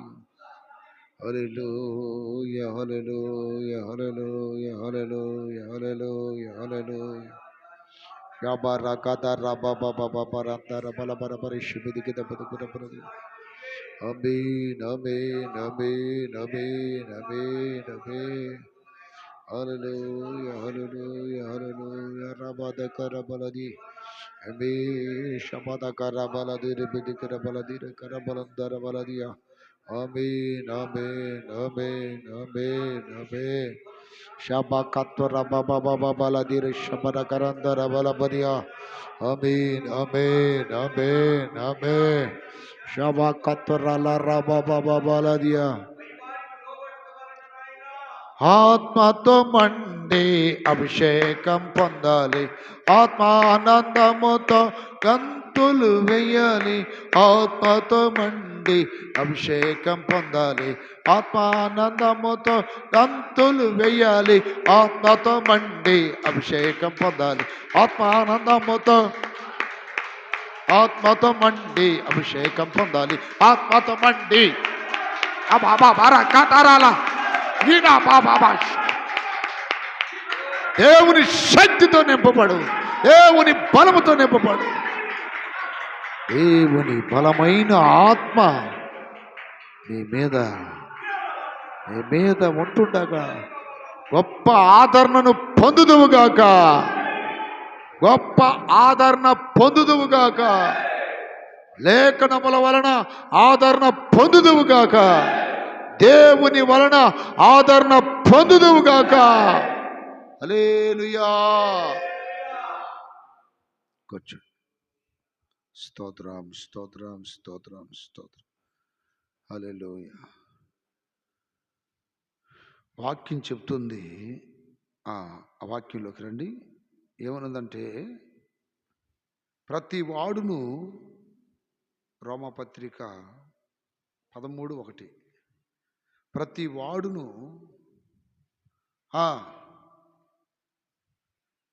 పై అధికారులకు అది లోబడనందుకు వెనకంటే వెనక కాదు, అతనికి జూనియర్ అయిన దావీదుని దేవుడు లేపాడు. దేవుని స్తోత్రం. సీనియరే కదా సౌలు లోబడలా. దేవుని స్తోత్రం. ఇప్పుడు మీరున్నారనుకో, మీలో ఎంతమంది విధేయత కలిగి ఉంటారో ఆ విధేయతను బట్టి దేవుడు మిమ్మల్ని వాడుకుంటాడు, లేపుతాడు. దేవుని స్తోత్రం. ఇక్కడ అతని దగ్గర పరిచర్య చేయడానికి వచ్చినటువంటి సమూయేలు గొప్పోడయ్యాడు. ఆమేన్. బలాదురుగా పెరిగినటువంటి అతని కుమారులు గొప్ప అయ్యారా? అవలా.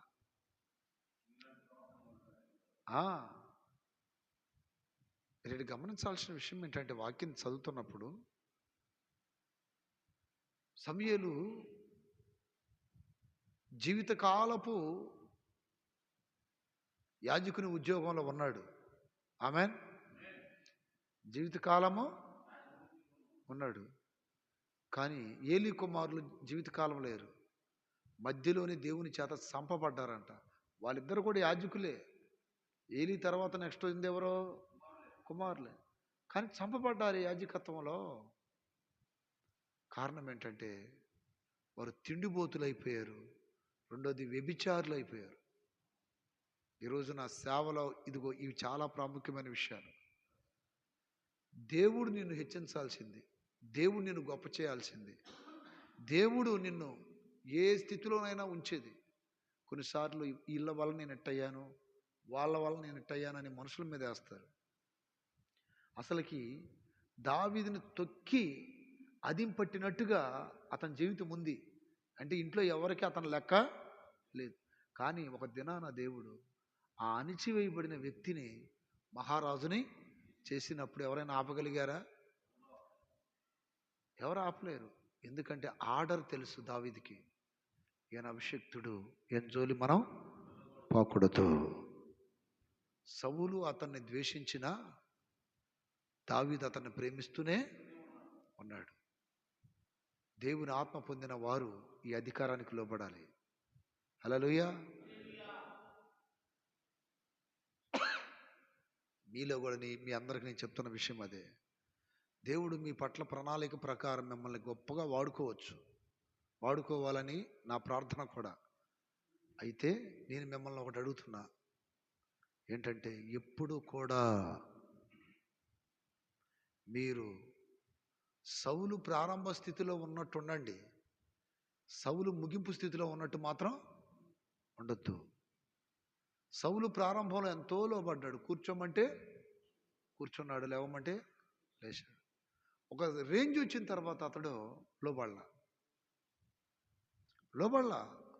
దేవుడికి లోబడలా, సమూయేలుకి లోబడలా. పై అధికారానికి లోబడలేదు అంటే ఆ అంశంలో చెప్తున్నా మీకు ఇవన్నీ. కానీ సమూయేలు శిష్యరేఖము నుండి లోబడుతూనే వచ్చాడు. దేవుని స్తోత్రం. శిష్యరేఖము నుండి దీపం మారిపోక మునుపు మందస్సం ఉన్న స్థలంలో పడుకున్నాడంట. దేవుడు మాట్లాడుతుండే, చిత్తమయ్యా అంటున్నాడు. ఎంత దీనుడు, ఎంత విధేయత ఉంది. చదవండి సమూయేలు గ్రంథం. మీకు ఈ ఆదరణ కలగాలి అంటే ఈ లోబడే విషయంలో కూడా మీకు చాలా సబ్జెక్టు తెలియాలి. దేవుని స్తోత్రం కలుగునగాక. 3వ అధ్యాయం 8వ వాక్యం. దేవుని స్తోత్రం.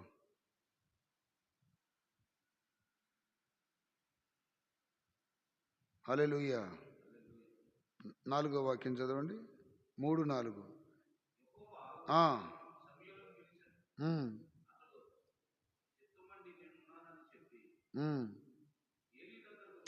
అక్కడ గమనించండి మీరు, అక్కడ చిత్తమండి. ఇప్పుడు ఏ టైంలో పిలిచాడు? బాగా నిద్రపోతున్న టైం. దేవుని స్తోత్రం. చిన్న పిల్లోడు కదా, మంచి నిద్రలో ఉన్నప్పుడు లేస్తాడా? కానీ లేచాడు. అంటే పై అధికారానికి లోబడాలి అనే అంశము బాల్యం నుండి అతనికి ట్రైనింగ్ అయింది. ఆమేన్. ఎప్పటి నుండి? చిన్నప్పటి నుండి ట్రైనింగ్ అయింది కనుకనే చివరి దాకా ఆ లోబడే మనసు సమూయేలుకుంది కనుక అతను చిరకాలపు యాజకుని ఉద్యోగంలో ఉండగలిగాడు. దేవుని స్తోత్రం. దేవుని పిలుపు ఏర్పాటు చాలామందికి ఉంటుంది, కొంతకాలానికి పోగొట్టుకుంటారు. దేని వలన? అతడు గర్వించి చెడిపోయాను. ఏదో ఒక గర్వం వచ్చేస్తుంది. మీలో కూడా అట్లాంటివి రాకుండా చూసుకోవాలి. సమూయేలు ప్రారంభంలో ఎట్లా ఉన్నాడో, కానీ సౌలు అట్లా ఉన్నాడా? అవిధేయత చూపించాడు. దేవుని స్తోత్రం. గమనించండి, కొన్ని దేవుడు ఇచ్చి పరీక్షిస్తాడు, తీసేసి పరీక్షిస్తాడు. మీరు కాస్త పాటలు పాడవచ్చు, వాక్యం చెప్పవచ్చు, కానీ పై అధికారం ఒకటి ఉంది అన్నది మాత్రం మర్చిపోకూడదు. చేతుల పైకి ఎత్తి గడ్డగలు చెప్పండి. పై అధికారం. ఇప్పుడు మళ్ళీ రోమపత్రికలోకి రండి. 13వ అధ్యాయం. ప్రతి వాడును లోబడి ఉండవలను, ఎలయనగా దేవుడి వలన కలిగినది తప్ప మరి ఏ అధికారమును లేదు. ఉన్న అధికారములు దేవుని వలననే. అంటే ఈ అధికారాలు, ఇప్పుడు ఎగ్జాంపుల్ నన్ను ఇక్కడ పెట్టాడు, మిమ్మల్ని మీకు ఇచ్చాడు. మీకంటే మళ్ళీ కింద వాళ్ళు ఉంటారు రాబోయే దినాల్లో. మీరు ఒక ఆర్డర్ను నేర్పాల ముందు వాక్యముల వాళ్ళకి. దేవుని స్తోత్రం. ఒక ఆర్డర్ కానీ లేనప్పుడు ఏమవుతుందంటే ఒక గుర్తింపు వస్తుంది. సౌలు రాజు అయ్యాడు, ఓకే, రాజ్యాన్ని వెళ్తున్నాడు, ఓకే. చివరికి అతని తెలివితేటలతో సైన్యాన్ని కూడా లోపరుచుకున్నాడు, ఓకే, బాగానే ఉంది. కానీ దేవుడు అతని పక్షాన్ని నిలబడలా. అతనుకున్నటువంటి యుక్తితో అందరినీ స్వాధీనం చేసుకున్నాడు, సైన్యాన్ని కూడా. ఎట్లంటే దేవుడు ఏ ఒక్కరిని బ్రతకనియొద్దు, ఏ పశువుని బ్రతకనియొద్దు అని చెప్పినప్పుడు గొర్రెల్ని, ఎద్దుల్ని తీసుకొచ్చాడు. ఎందుకు తెచ్చాడు? సైన్యం కోసమే తెచ్చింది. కానీ అవి దేవుడికని అబద్ధం ఆడాడు. ప్రజలకు దడిచి, అంటే ఆ సైనికులు ఏమన్నారట, అయ్యగారు సార్ ఇదిగో ఈ గొర్రెలను కాస్త మేము కోసుకొని వండుకొని తింటామండి అని సలహా ఇస్తే, వాళ్ళు ఎక్కడ నాకు వాళ్ళ మాట అనకపోతే నాకు ఎక్కడ వాళ్ళు విరోధం అవుతారు, లేకపోతే మనసులో ఏదైనా నాకు వ్యతిరేకమైన క్రియలు చేస్తారేమోనని ఆలోచించి ఏం చేశాడు? వాళ్ళకు లోబడ్డాడు. అంటే అలాంటి యుక్తి కూడా ఉంది. దేవుని స్తోత్రం కలుగునగాక. జనులకు భయపడ్డాడంటే ఎవరికి భయపడతా? జనుల కోసం కాదు, తెచ్చేది సైన్యం కోసం. అంటే ఇట్లాంటి కోడినో కుక్కనో కోస్తే నేను చెప్పినట్టుగా వింటారని ఆలోచన అతనికి ఉంది, కానీ అతడు మాత్రం పై వాళ్ళకి లోబడే మనసు లేదు. ఇది నా అనుభవపూర్వకం మీకు చెప్తున్నా, నిజంగా చెప్తున్నా, నా అనుభవపూర్వకం చెప్తున్నా. అధికారానికి లోబడాలి. కడ వరకు మన ప్రభు సేవలో ఉండాలి అంటే ఖచ్చితంగా లోబడి ఉండాల్సిందే. ఈ మధ్య కొంతమంది ఈ లోబడే మనసు లేక వారికి ఇచ్చిన కృపలు కోల్పోతున్నారు, వారికి ఇచ్చిన వరాలనే కోల్పోతున్నారు, వారికి ఇచ్చిన గౌరవాన్ని కూడా కోల్పోతారు. ఇప్పుడు దేవుని బట్టి సమూయేలు, సమూయేలుకి గౌరవం, సమూయేలుని బట్టి సౌలుకి గౌరవం. ఇక సమూయేలే విరోధం అయిపోయాడంట అంటే ఇక సౌలుకి ఏమైనా గౌరవం ఉందా? ప్రజల్లో కూడా గౌరవం లేదు. దేవుడు విడిచిపెట్టాడు, సేవకుడు విడిచిపెట్టేశాడు. ఇప్పుడు అతను విడిచిపెడతాడు కొన్ని. ఏంటి? ప్రాణం విడిచిపెట్టాలి. ఏ విడిచిపెట్టాలి? దేవుని స్తోత్రం. ఇట్లా అహంకారముతో బ్రతికిన ఎంతోమంది సేవకులు, ఇందాక చెప్పే కదా నా అనుభవంలో అని, ఎంతోమంది, కొంతమందికి ఈ సేవలో శిక్షలు పడ్డాయి, కొంతమంది ప్రాణాలు కోల్పోయారు, కొంతమంది యాక్సిడెంట్లు అయినాయి, కొంతమంది అటు ఇటు కాకుండా లోకంలో కలిసిపోయారు. నా కళ్ళతో నేను చూసా ఇవన్నీ. నా కళ్ళతో నేను అనుకున్నా, బా వీళ్ళు పర్వాలేదు, దేవుడు మంచి కృపిచ్చాడు, ఇక లేచిపోతారులే వీళ్ళు, ఒక భక్త సింగ్ గారి లాగా, ఒక ఏసన్న గారి లాగా, లేదా ఎవరిలాగో ఒక దైవజనుడిలాగా లేచిపోతారు అనుకున్నా. నేను పడిపోయారు. దేవుని స్తోత్రం. ఆ రేంజ్కి వెళ్ళి కూడా వాళ్ళు ఏమైపోయారంటే గర్వం వల్ల, కేవలం అహంకారం వల్ల, ఒక లోబడే మనసు లేకపోవటం వలన పడైపోయారు.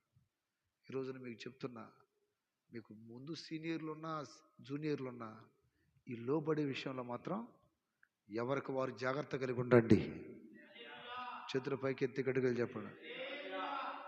సౌలు రూట్లో నడిచిన సౌలు కొడుకులు కూడా చచ్చారు, చూసారా? సౌలు చచ్చిపోవడం కాదు, సౌలు కొడుకులు కూడా అయిపోయారు. సౌలు చేసేది తప్పు అని తెలుసు యోనాతానికి, కానీ ఏం చేస్తున్నావు? మా నాన్న ఏదో తేడా పడుతున్నాడే, అబ్బో ఇది ఇతని రూట్ కరెక్ట్ కాదే అని జ్ఞానోదయమైన మాటలు చెప్పి అతనన్నా సపరేట్ అవ్వాల, ఇతని రూటు తేడా పడుతుందని అతనికి లోబడిపోయారు. అంటే ఆర్డర్ను తప్పిపోయినప్పుడు దేవుడు విడిచిపెట్టేస్తాడు. దాని స్తోత్రం. ఆ మాట మీకు అర్థమవుతుందా లేదా? అర్థం కావట్లేదా? చేతులు పైకెత్తి గడుగలు చెప్పండి. మీరు ఆర్డర్గా ఉంటే సంఘాలు కూడా ఆర్డర్గా ఉంటాయి. దాని స్తోత్రం. ఆర్డర్గా ఉంటాయి, ఆర్డర్గా ఉంటాయి.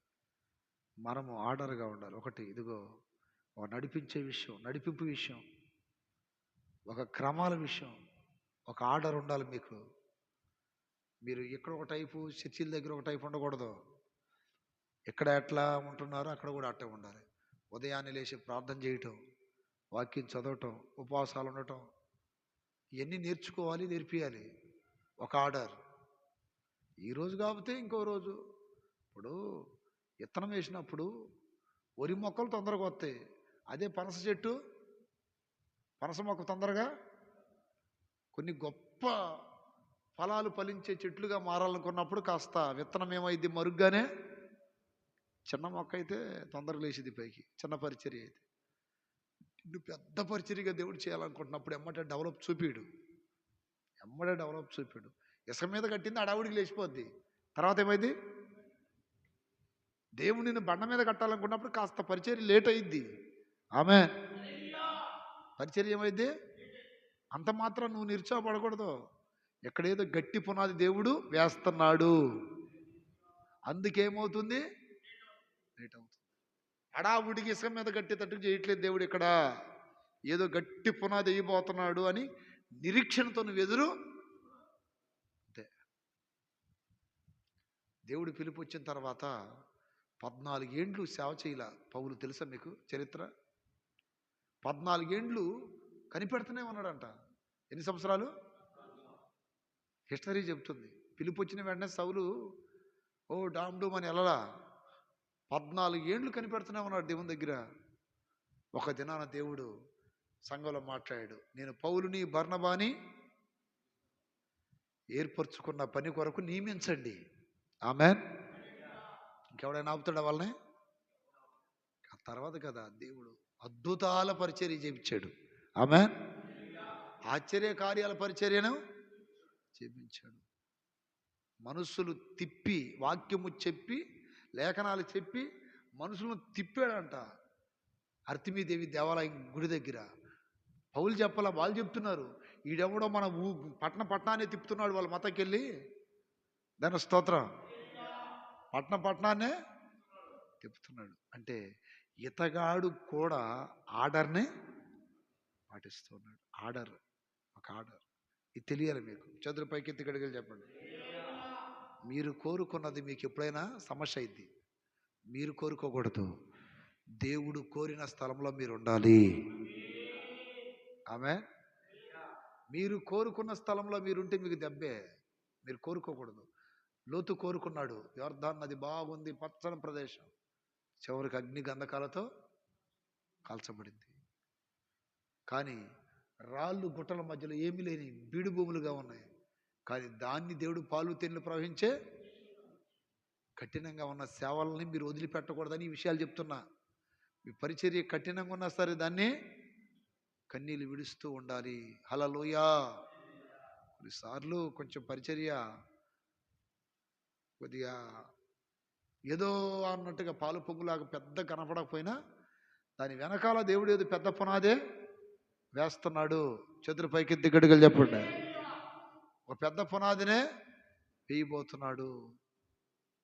కానీ నువ్వు ఆర్డర్ని పాటిస్తూ నీ డ్యూటీలు నువ్వు చేస్తూనే ఉండాలి. హల్లెలూయా. ఒక టైం వస్తుంది, ఆ టైం వచ్చినప్పుడు దేవుడు ఘనకార్యాలు జరిగిస్తాడు. కానీ ఈ ఆర్డర్ మర్చిపోకూడదు. చదురు పైకెత్తి గడిగలు చెప్పండి. అక్కడ చదవండి ఇంకో వాక్యం. ప్రతి వాడు పై అధికారమునకు ఉండవలను, ఎలయనగా దేవుని వలన కలిగిన తప్ప మరి ఏ అధికారమును లేదు. ఉన్న అధికారములు దేవుని వలననే నియమింపబడి ఉన్నవి. కాబట్టి అధికారమును ఎదిరించువాడు దేవుని నియమమును, అది ఒక ఆర్డర్ని నువ్వు ఇది నాకేంటో ఇక్కడ ఏందో అట్ట అనిపిస్తుంది, ఇక్కడేంటో పెద్దగా పరిచర్య కనపడట్లేదు, ఏదో అనిపిస్తుందని నువ్వు ఆర్డర్ తప్పిపోయావు అనుకో, నీ పట్ల దేవుడు కలిగిన ఆ ప్రణాళిక ఏమైపోద్ది? తొలగిపోద్ది. కరిపెట్టాలి, రాళ్ళను వేరాలి, పాదును త్రవ్వాలి, నీళ్లు పొయ్యాలి, ఎరువు వేయాలి. బీడు భూములను దేవుడు సదును భూమిగా మారుస్తాడు. హల్లెలూయా. మన శక్తితో చేసినప్పుడు కార్యాలు జరగవు.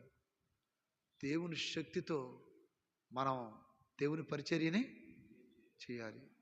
పేతురు మోకాల మీద ఉన్నాడంట. పేతురు గారు ఎక్కడున్నాడు? కొర్నేలుతో దేవుడు చెప్తున్నాడు, ఫలానా చోట నా సేవకుడున్నాడు, వెళ్ళి పిలిపించుకో. ఆమేన్. ఇప్పుడు సేవలు ఎట్లా ఉన్నాయంటే వీళ్ళనే పోగు చేసుకుందాం, కొంతమంది వస్తున్నారులే అనుకుంటాం. అసలు అది ఒరిజినల్ సేవే కాదు. అది నువ్వు పోగు చేసేది ఏంది? నువ్వు సేవకుడిగా కరెక్ట్గా ఉండు, దేవుడే పోగు చేస్తాడు. అలా చెప్పాల గట్టిగా. నువ్వు పోగు చేస్తావా, దేవుడు పోగు చేస్తాడా? దేవుడు పోగు చేస్తాడు. నలుదిక్కుల నుండి దేవదూతలు చేంజ్ అంట, జనములను పోగు చేసెను. స్తోత్ర. పేతురు గారు బాగా క్రింద ఇంటి వారు భోజనం సిద్ధపరుస్తుంటే మోకాల మీద ఉండి ఏం చేస్తున్నాడు? దుప్పట్లో చతుస్పాద జంతువులు అనేకములు కనపడ్డాయి. మొత్తాన్ని చంపుకొని తినన్నాడు. అంటే అర్థం ఏంటి? సంఘములోనికి అన్ని రకాల వాళ్ళు రాబోతున్నారు. హల్లెలూయా. బీడు భూమిని దేవుడు సదును భూమిగా, సారవంతమైన భూమిగా, ఫలభరితమైన భూమిగా దేవుడు మార్చబోతున్నాడు. హల్లెలూయా. ఎన్నాలయ్యా అని కాదు, నీ చిత్తమే జరుగునుగాక, నీ చిత్తమే. అట్లా ప్రభుకి నువ్వు అప్పగించుకోవాలి. ఈ ఆర్డర్ తప్పిపోయినప్పుడు ఏమవుతుందంటే సౌలులాగా అయిపోద్ది. అర్థమైందా? సౌలులాగా అయిపోద్ది. సౌలు ఆర్డర్ తప్పిపోయాడు. దేవుని స్తోత్రం కలుగునుగాక. ఈ ఆర్డర్లని మీ బాగా నేర్చుకుంటుండాలి. నేను ఎక్కడైనా తప్పిపోతున్నానా, ఎక్కడైనా ఆ ఆర్డర్లకి లేక ఆ క్రమానికి నేను దూరం అయిపోతున్నానా అనేది తెలియాలి. దేవుని స్తోత్రం.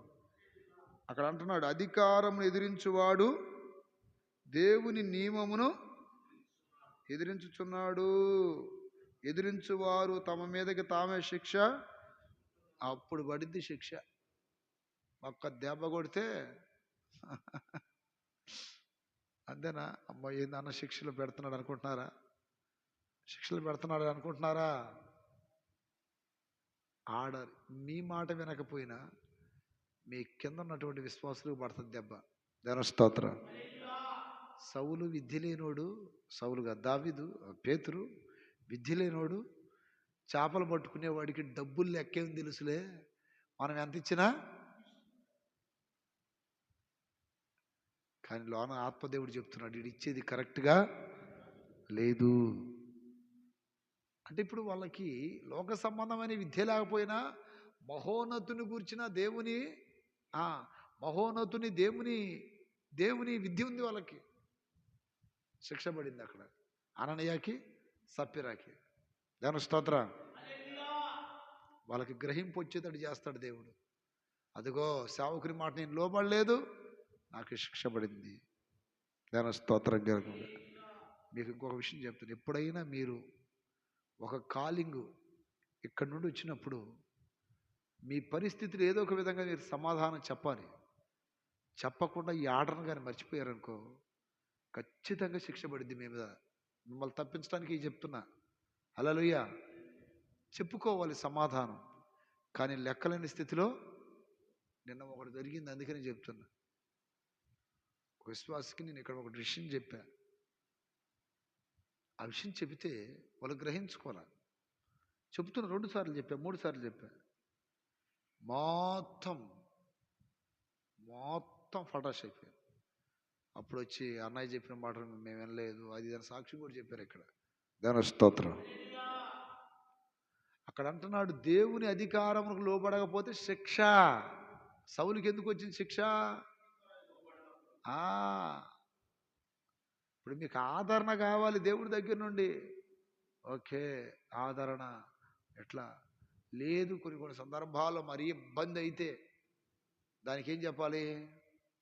సమాధానం చెప్పాలి. చెప్పకుండా ఇంక ఎట్లా ఏమైందో చెప్పేది ఏమైందని ఆ లెక్కలేని స్థితి వచ్చినప్పుడు కొన్నిసార్లు మేము కూడా ఏమన్నాం, నేను కూడా ఏమన్నా. కానీ అది గుర్తుపెట్టుకొని లోబడి, అయ్యా ఇదిగో ఇందుకు అందుకని చెప్పాలి. ఇదే అంశాలు మీరు సంఘంలో బోధించాలి. మళ్ళీ దేవ స్తోత్రం. సంఘాలకి గొప్ప గొప్ప ఉపదేశాలు చెప్పాల్సిన అవసరం లేదు. ముందు ఆర్డర్స్ నేర్పండి. ఏం నేర్పాలి? ఆదివారం మందిరానికి రావాలి, శనివారం ఉపవాసాలు ఉండాలి, శుద్ధీకరణ కూడాలకి రావాలి.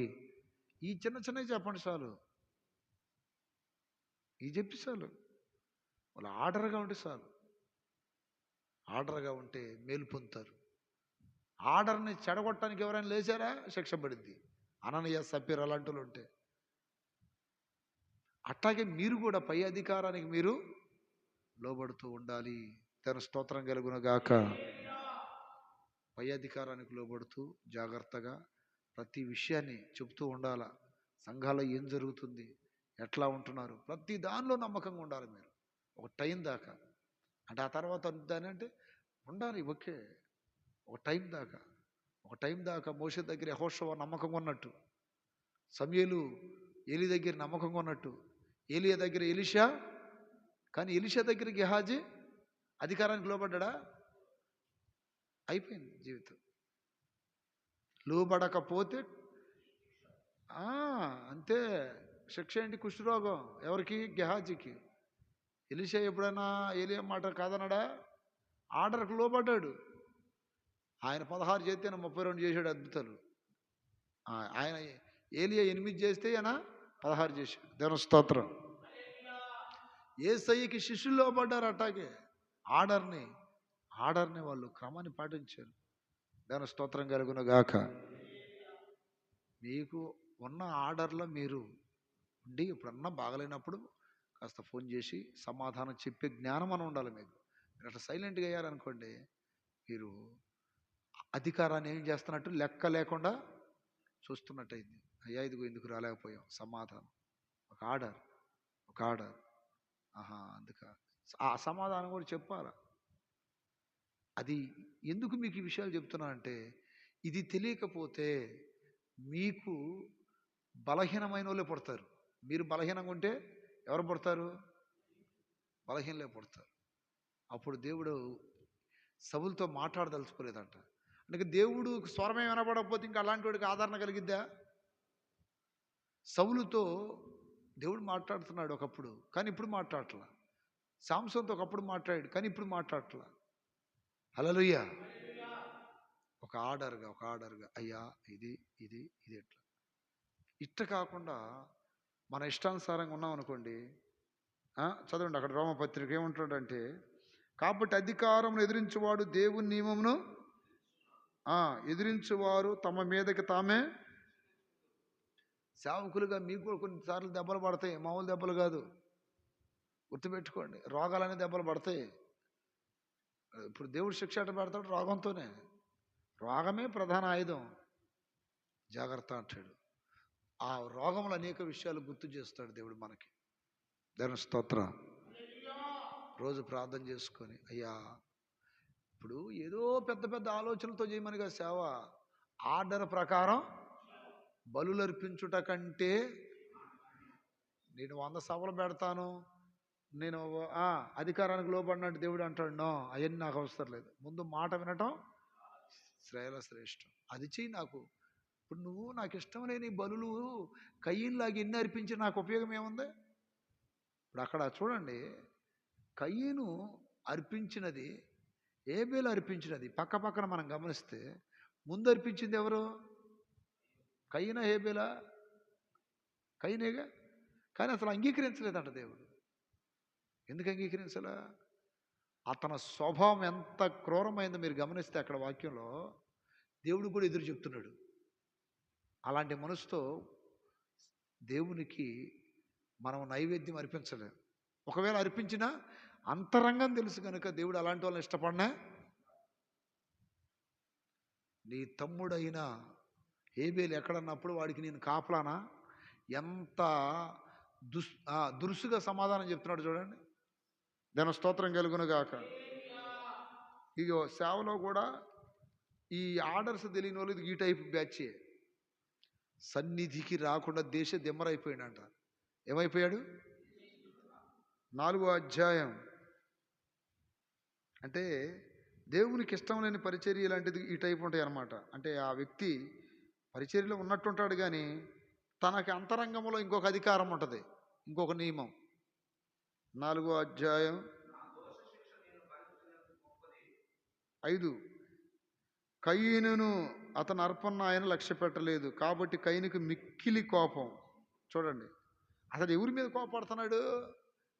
ఏబేలు మీద కోపడ్డా, దేవుడి మీద కోపడ్డాడు? ఇక్కడ దేవుడి మీద కోపంతో ఎవరి నుంచి కొట్టాడు?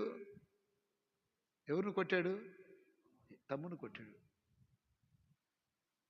దేవుని కూడా దూషించే స్థాయికి వెళ్ళిపోయాడు అతను. ఇలాంటి వాళ్ళందరూ తిరుగుబాటుదారులు. వాళ్ళు అర్పించిన స్తుతులు కానీ సేవను కానీ దేవుడు అంగీకరించాడు. అందుకని కోపము మానాలి. హల్లెలూయా. తర్వాత అతనిలో ఉన్న లోపం ఏంటంటే, ముఖం చిన్న బుచ్చుకుంటాడంటే. ఎప్పుడు ఎట పెట్టుకుంటాడు? ఎటు చూడండి, నాకెళ్ళే ఎటా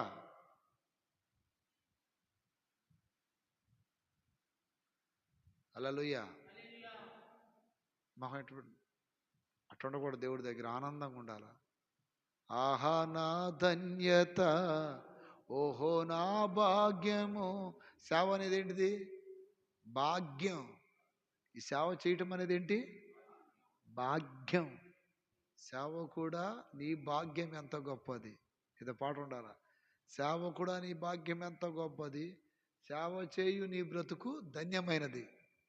దేవుని స్తోత్రం కలుగునగాక. సేవకుడు ఎప్పుడు కూడా చూడండి, ముఖము చిన్నబుచ్చుకోకూడదు. ఈ చిన్నబుచ్చుకొని స్తోత్రం అయ్యా, స్తోత్రం అయ్యా, స్తోత్రం అంటే అబ్బాయి ఏడు మొహమ్మోడు రా అంటాడు దేవుడు. సంతోషంగా ఉండి కదా పాడాల్సిందే. హల్లెలూయా. నువ్వు మొహం చిన్నబుచ్చుకుంటే జనమే రారు. ఇక దేవుడు ఏమవుతాడు? జనానికి నచ్చనప్పుడు దేవుడికి నచ్చిందా? మొహం చిన్నపుచ్చుకున్నాడంట. రెండోది అతను. తర్వాత అతడు సత్క్రియలు చేసేవాడు కాదు, మంచి క్రియలు చేసేవాడు కాదు. తర్వాత దేవునికి అంటే అగౌరవంగా బ్రతుకుతున్నాడు. అగౌరవంగా. 9వ వాక్యం, నీ తమ్ముడైన హేబేలు ఎక్కడని అడిగినప్పుడు అతనేమంటున్నాడు? నేను ఎరగను. ఎవరితో మాట్లాడుతున్నాడు అసలుకి? కావలి వాడనా? అది ఎవరితో మాట్లాడుతున్నాడు? హల్లెలూయా. ఆ మాట సమాధానం చూసారు ఎట్టుందో? కొన్నిసార్లు మీకు కూడా అట్లాంటి మాటలు వస్తాయి, జాగ్రత్త. ఎంత విసుగుదల్లో ఉన్నా సమాధానం కరెక్ట్గా ఉండాలి. దేవుని స్తోత్రం. హల్లెలూయా. ఎంత విసుగుదలు వచ్చినా మీకు కాస్త అయ్యి చేస్తున్నప్పుడు కొన్ని కొమ్ములు వస్తాయి. ఆమేన్. చర్చిలు కడుతున్నప్పుడు, మీటింగ్లు పెడుతున్నప్పుడు ఏమొస్తాయి? వస్తాయి, మొలుతుండేవి. కానీ ఎప్పటికప్పుడు ఆ కత్తితో కోసేస్తుండాలి, గీకుతుండాలా. జార్జన్న ఏం చేయాలి? స్టార్టింగ్లోనే ఫెయిల్ అవ్వకూడదు. అయ్యింది ఇంకా ఎన్నో పెట్టాలి ఎన్నుకొండలో కూడా. ఆమేన్. పెద్ద పెద్దవి పెట్టాలా యేసు నామంలో. ఎవరన్నా పొగిడినా అయ్యా దేవుడు నన్ను వాడుకుంటున్నాడు అంతే, అట్టనుకోవాలి. అందుకనే కదా ఇప్పుడు సౌలుతో సమూయేలు అంటాడు, నీ దృష్టికి నువ్వు అల్పుడు అయినప్పుడు గనుడవైతివి. అంటే ఎప్పుడు తనకు తానేమనుకునేవాడు? ముందు నేను ఎంత గాడిదలు కాసుకునేవాడిని, గుర్రాలు కాసుకునేవాడిని, నన్ను దేవుడు తీసుకొచ్చి ఏం చేశాడు? చెప్పయ్యా. రాజు చేశాడు. ఏ రాజ్యానికి? దేవుని స్తోత్రం. అర్థమవుతుందా? నా దృష్టికి నేను అల్పుడు, నీ దృష్టికి నువ్వు అల్పుడుగా ఇప్పుడు అనుకుంటారు మీరు. ఇది కాదు ఇంకా నేను అట్టా ఇట్టా ఇట్టా. నిన్న నేను నర్సాపేటలో చెప్పింది అదే. నిన్న కాదు, పోయిన వారంలో. ఎక్కడో ఉండే పని హిమాలయంలో తీసుకొచ్చి దేవుడి సేవ అని చెప్పి మీ అందరం చంపుతా ఉన్నాడు. అంతేనా? ఎక్కడో ఉన్నా పని హిమాలయంలో తీసుకొచ్చి జెర్మియా పాస్టర్ని మీ అందరిని ఇక్కడ కూర్చోబెట్టి చంపుతా ఉన్నాడు అని అనుకుంటున్నారా ఇప్పుడు ఆ నాన్న? దేవుని స్తోత్రం. వాళ్ళని మిమ్మల్ని కాదు. విద్య లేని పామరులను దివ్యమైన బోధలెన్నో. ఎప్పుడు మీ దృష్టికి మీరు ఎలా ఉండాలి? అల్పులుగా. సమూయేలు మొదటి గ్రంథము చదువు 13, 15.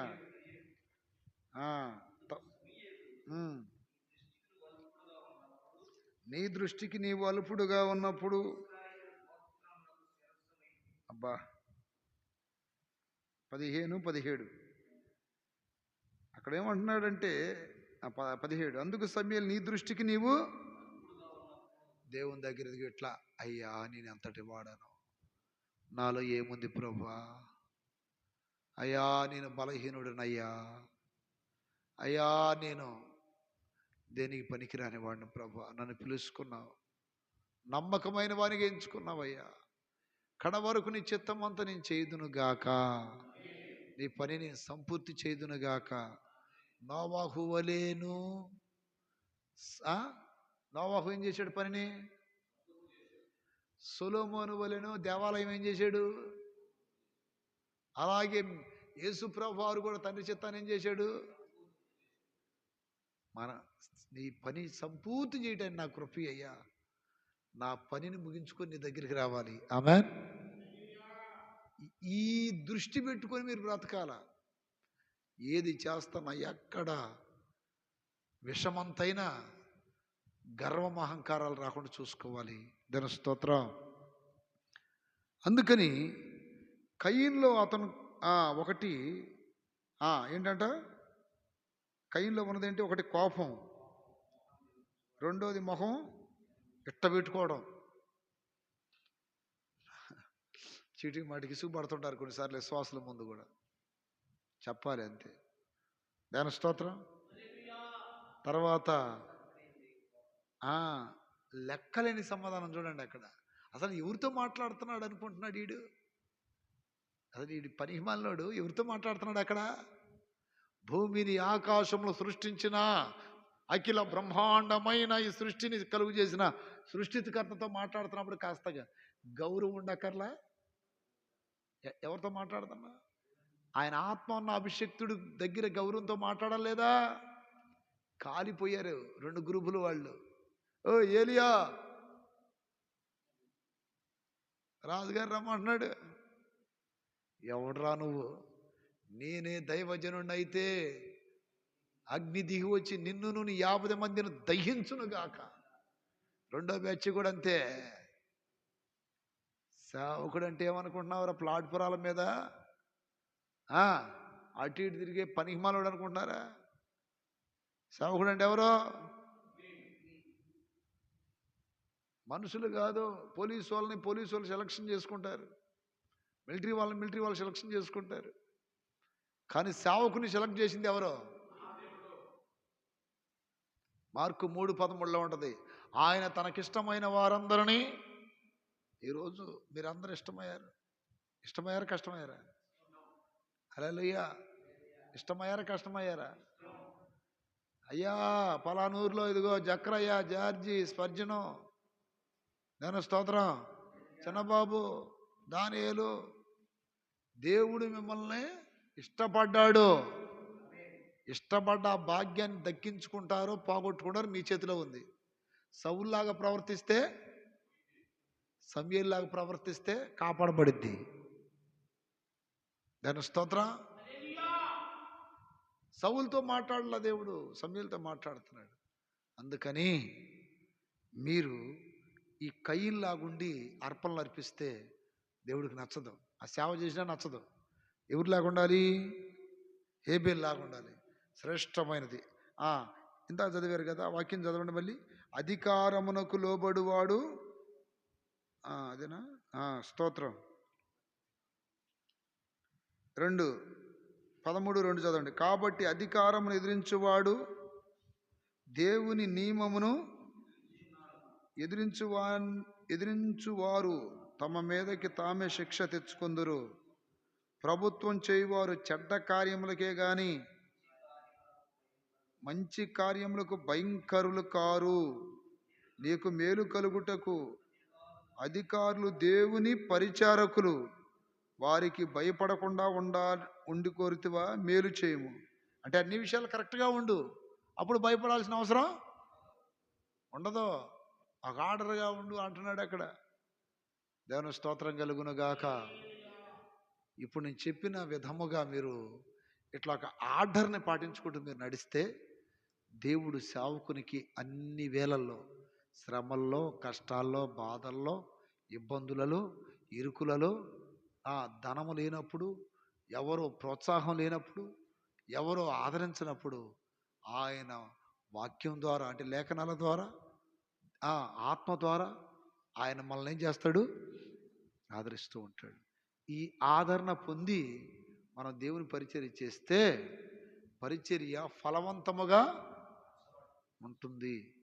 అందరు మోకాలు ఉంచండి. స్తోత్రం, స్తోత్రం, హల్లెలూయా, హల్లెలూయా, స్తోత్రం, స్తోత్రం, స్తోత్రం, హల్లెలూయా, హల్లెలూయా.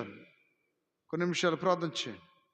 యేసయ్యా నీకు స్తోత్రం, స్తోత్రం, స్తోత్రం, hallelujah, hallelujah, hallelujah, praise God, hallelujah, hallelujah, hallelujah, hallelujah, hallelujah, hallelujah, స్తోత్రం, స్తోత్రం.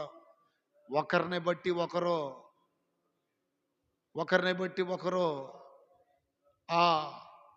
అవిధేయత, గర్వము, అహంకారము ఇలాంటి కోల్పోకుండా ఎవరికి వాళ్ళు చాలా జాగ్రత్త కలిగి అధికారానికి లోబడినప్పుడు దేవుడు మీకు లేఖనముల ద్వారా, ఆత్మ ద్వారా ఆయన ఆదరణ కలుగు చేస్తాడు. ఆయన ఆదరణ విచారములలో, దుఃఖములో, వేదనలలో నీకు గొప్ప ఆదరణ కలిగిద్ది. ఆ ఆదరణ పొంది పరిచర్య చేస్తున్నప్పుడు ఎంతో సంతోషంగా, తృప్తిగా, ఎంతో ఆనందంగా ఉంటుంది. స్తోత్రం, స్తోత్రం, స్తోత్రం, స్తోత్రం. Hallelujah, hallelujah, hallelujah, hallelujah. Praise God, praise God, praise God, praise God, praise God, praise God. Hallelujah, hallelujah, hallelujah. స్తోత్రం, స్తోత్రం, స్తోత్రం, స్తోత్రం, స్తోత్రం. ఆదరణకర్త చెంత చేరి నీవు అనాథగా విడువనన్నావు. ఆదరణ కావాలయ్యా. ఎక్కువ లేఖనాలు చదవటం, లేఖనాలను అర్థం చేసుకోవటం, మోకాళ్ళ మీద ఉండి చదవాలి వాక్యాన్ని, మోకాళ్ళ మీద ఉండి వాక్యం ధ్యానించాలి. స్తోత్రం, స్తోత్రం, స్తోత్రం, స్తోత్రం. ఎప్పుడు ఆత్మతో నింపబడి పరిశుద్ధాత్మ శక్తి పొంది బాగా అభిషేకించబడినప్పుడు ఆత్మ దేవుడు నీకు నీకు ఆయన గొప్ప ఆదరణ కలుగు చేస్తాడు, గొప్ప ధైర్యమును కలుగు చేస్తాడు.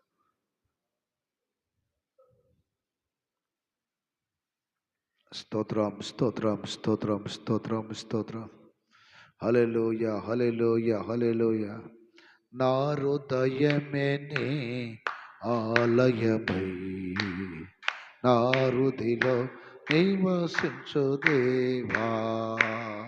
నా హృదయమే నీ ఆలయమై నా హృదిలో నివసించు దేవా. అనుక్షణం నన్ను పరిశుద్ధాత్మతో, అనుక్షణం నన్ను అభిషేకించు, నన్ను దహించు, అభిషేకించు, నన్ను దహించు, శుద్ధిపరచు, శుద్ధిపరచు నీదు నన్ను నింపు, నన్ను నింపు నీదు శక్తితో. శుద్ధిపరచు, శుద్ధిపరచు నీదు నన్ను నింపు, నన్ను నింపు నీదు శక్తితో. శుద్ధిపరచు, శుద్ధిపరచు నీదు ఆత్మతో. నన్ను నింపు, నన్ను నింపు నీదు శక్తితో. శుద్ధిపరచు, శుద్ధిపరచు. శబా బాబా బాబా బరకర శబర బరకర బలందరలదర నికలరా బాబా బాబా రషలదరియాలదర. శుద్ధిపరచు, శుద్ధిపరచు నీదు ఆత్మతో. నన్ను నింపు, నన్ను నింపు నీదు శక్తితో. శుద్ధిపరచు, శుద్ధిపరచు నీదు ఆత్మతో. నన్ను నింపు, నన్ను నింపు నీదు శక్తితో. శుద్ధిపరచు, శుద్ధిపరచు నీదు ఆత్మతో. నన్ను నింపు. షబారాక బాబాలా రిబారా బాబా బాబా రిబాలా బర బర బర షబల బర కరబల. హల్లెలూయా, హల్లెలూయా, హల్లెలూయా, హల్లెలూయా. ఆమేన్, ఆమేన్, ఆమేన్, ఆమేన్, ఆమేన్. దేవుని గొప్ప ఆదరణను పొందాలి. ఆదరణ పొందుతూ దేవుని పరిచర్య చేస్తున్నప్పుడు నీ విచారములు తొలగిపోతాయి, నీలో ఉన్న కలవరం తొలగిపోద్ది, నీలో ఉన్న దుఃఖము తొలగిపోద్ది, నీలో ఉన్న అశాంతి తొలగిపోద్ది, నీలో ఉన్న వేదన తొలగిపోద్ది. గొప్ప ఆదరణతో దేవుడు నిన్ను నింపుతాడు. ప్రార్థన చేయండి. లేఖనాల వలన ఆదరణ కావాలి అయ్యా, పరిశుద్ధాత్మ వలన ఆదరణ కావాలి. స్తోత్రం, స్తోత్రం. శబారాకారాల లేఖనాలు చదవాలయ్యా, నీ లేఖనాలను ధ్యానించాలి ప్రభా. మనసు యొక్క ఇచ్చను బట్టి, ఊహను బట్టి కలిగినవి కాదు నీ లేఖనాలు. పరిశుద్ధాత్మ దేవుడా, నువ్వే వ్రాయించావు. ఎక్కువగా నేను లేఖనాలు చదవాలి, ధ్యానించాలి, ఎక్కువగా వాక్యపు ధ్యానములో నా జీవితం కొనసాగాలని ఎక్కువగా ప్రభువుకు అప్పగించుకోండి. ఎక్కువగా ప్రభువుకు అప్పగించుకొని లేఖనాలు చదవటానికి మీరు ఎక్కువ మక్కువ చూపాలి. అలాగే ప్రతిరోజు ఆత్మతో నింపబడి అన్య భాషలు మాట్లాడుతూ ఉండాలి. ఏలియా అదుగో బాధలో, దుఃఖంలో, వేదనలో ధైర్యం చెడినప్పుడు దేవుడు తన సన్నిధికి పిలుచుకొని ఏ రీతిగా ధైర్యపరిచాడో, ఏ రీతిగా ఆదరించాడో, ఏ రీతిగా మరలా అతన్ని రీఫ్రెష్ చేసి పంపించాడో, ఆ తర్వాత తన పరిచర్య ఎంత ఘనంగా జరిగిందో మనం లేఖనాల్లో చదువుతున్నాం. అలాగే ఎప్పటికప్పుడు రీఫ్రెష్ అవుతుండాలి మైండ్. వాక్యముతో రీఫ్రెష్ అవుతుండాలి, ఆత్మతో రీఫ్రెష్ అవుతుండాలి. హల్లెలూయా, హల్లెలూయా. ఎటువంటి నిరాశ నిస్పృహల ముఖంలో కనపడకూడదు. ముఖం చిన్నబుచ్చుకోవటం, ఆవేశాలు, అడావుళ్ళు, తొందరపాట్లు ఉండకూడదు. ఎప్పుడు దైవజనుడు ఒక చాలా హోందాగా, చాలా ఉత్సాహంగా, చాలా ప్రశాంతంగా కనపడాలి. అప్పుడు అనేకులకు మనం నెమ్మదినివ్వగలుగుతాం, అనేకులకు ఆదరణనివ్వగలుగుతాం, అనేకులకు ఉపయోగకరంగా ఉండగలుగుతాం. స్తోత్రం. జార్జన ప్రార్థన చేయి. స్తోత్రం, స్తోత్రం, స్తోత్రం. Yes. Hallelujah, hallelujah, hallelujah. Yes Lord. Amen, amen. Yes.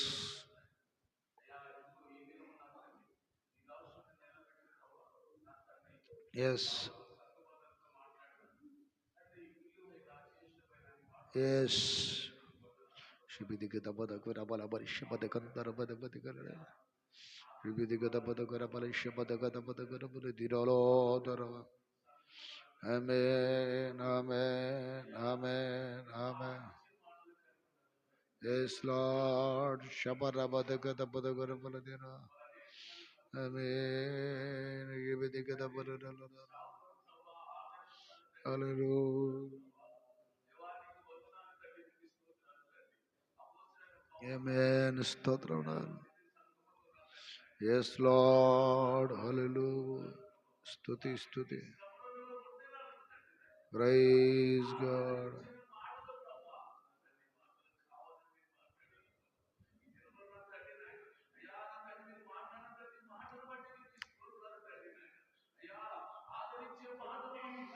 Yes Lord.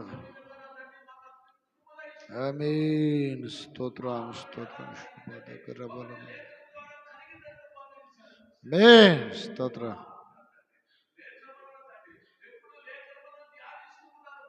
ఆమేన్. Yes. Yes Lord. Yes Lord. Amen, amen. Yes.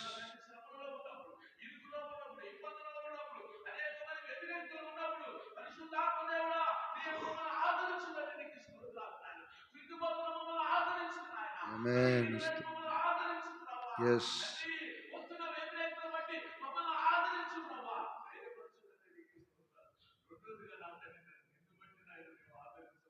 Amen. అవునయ్యా.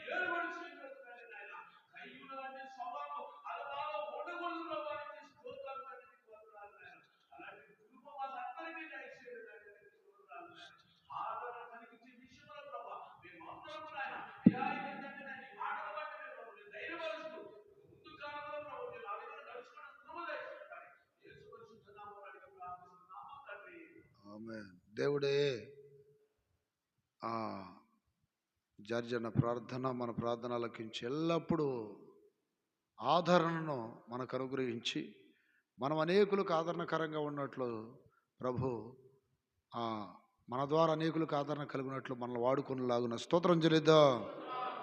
స్తోత్రం, స్తోత్రం, స్తోత్రం. అలాగే జక్రయ్యన ప్రార్థన చేయి. స్తోత్రం, స్తోత్రం, స్తోత్రం, స్తోత్రం. హల్లెలూయా, హల్లెలూయా. ఆమేన్. స్తోత్రం స్తోత్రం.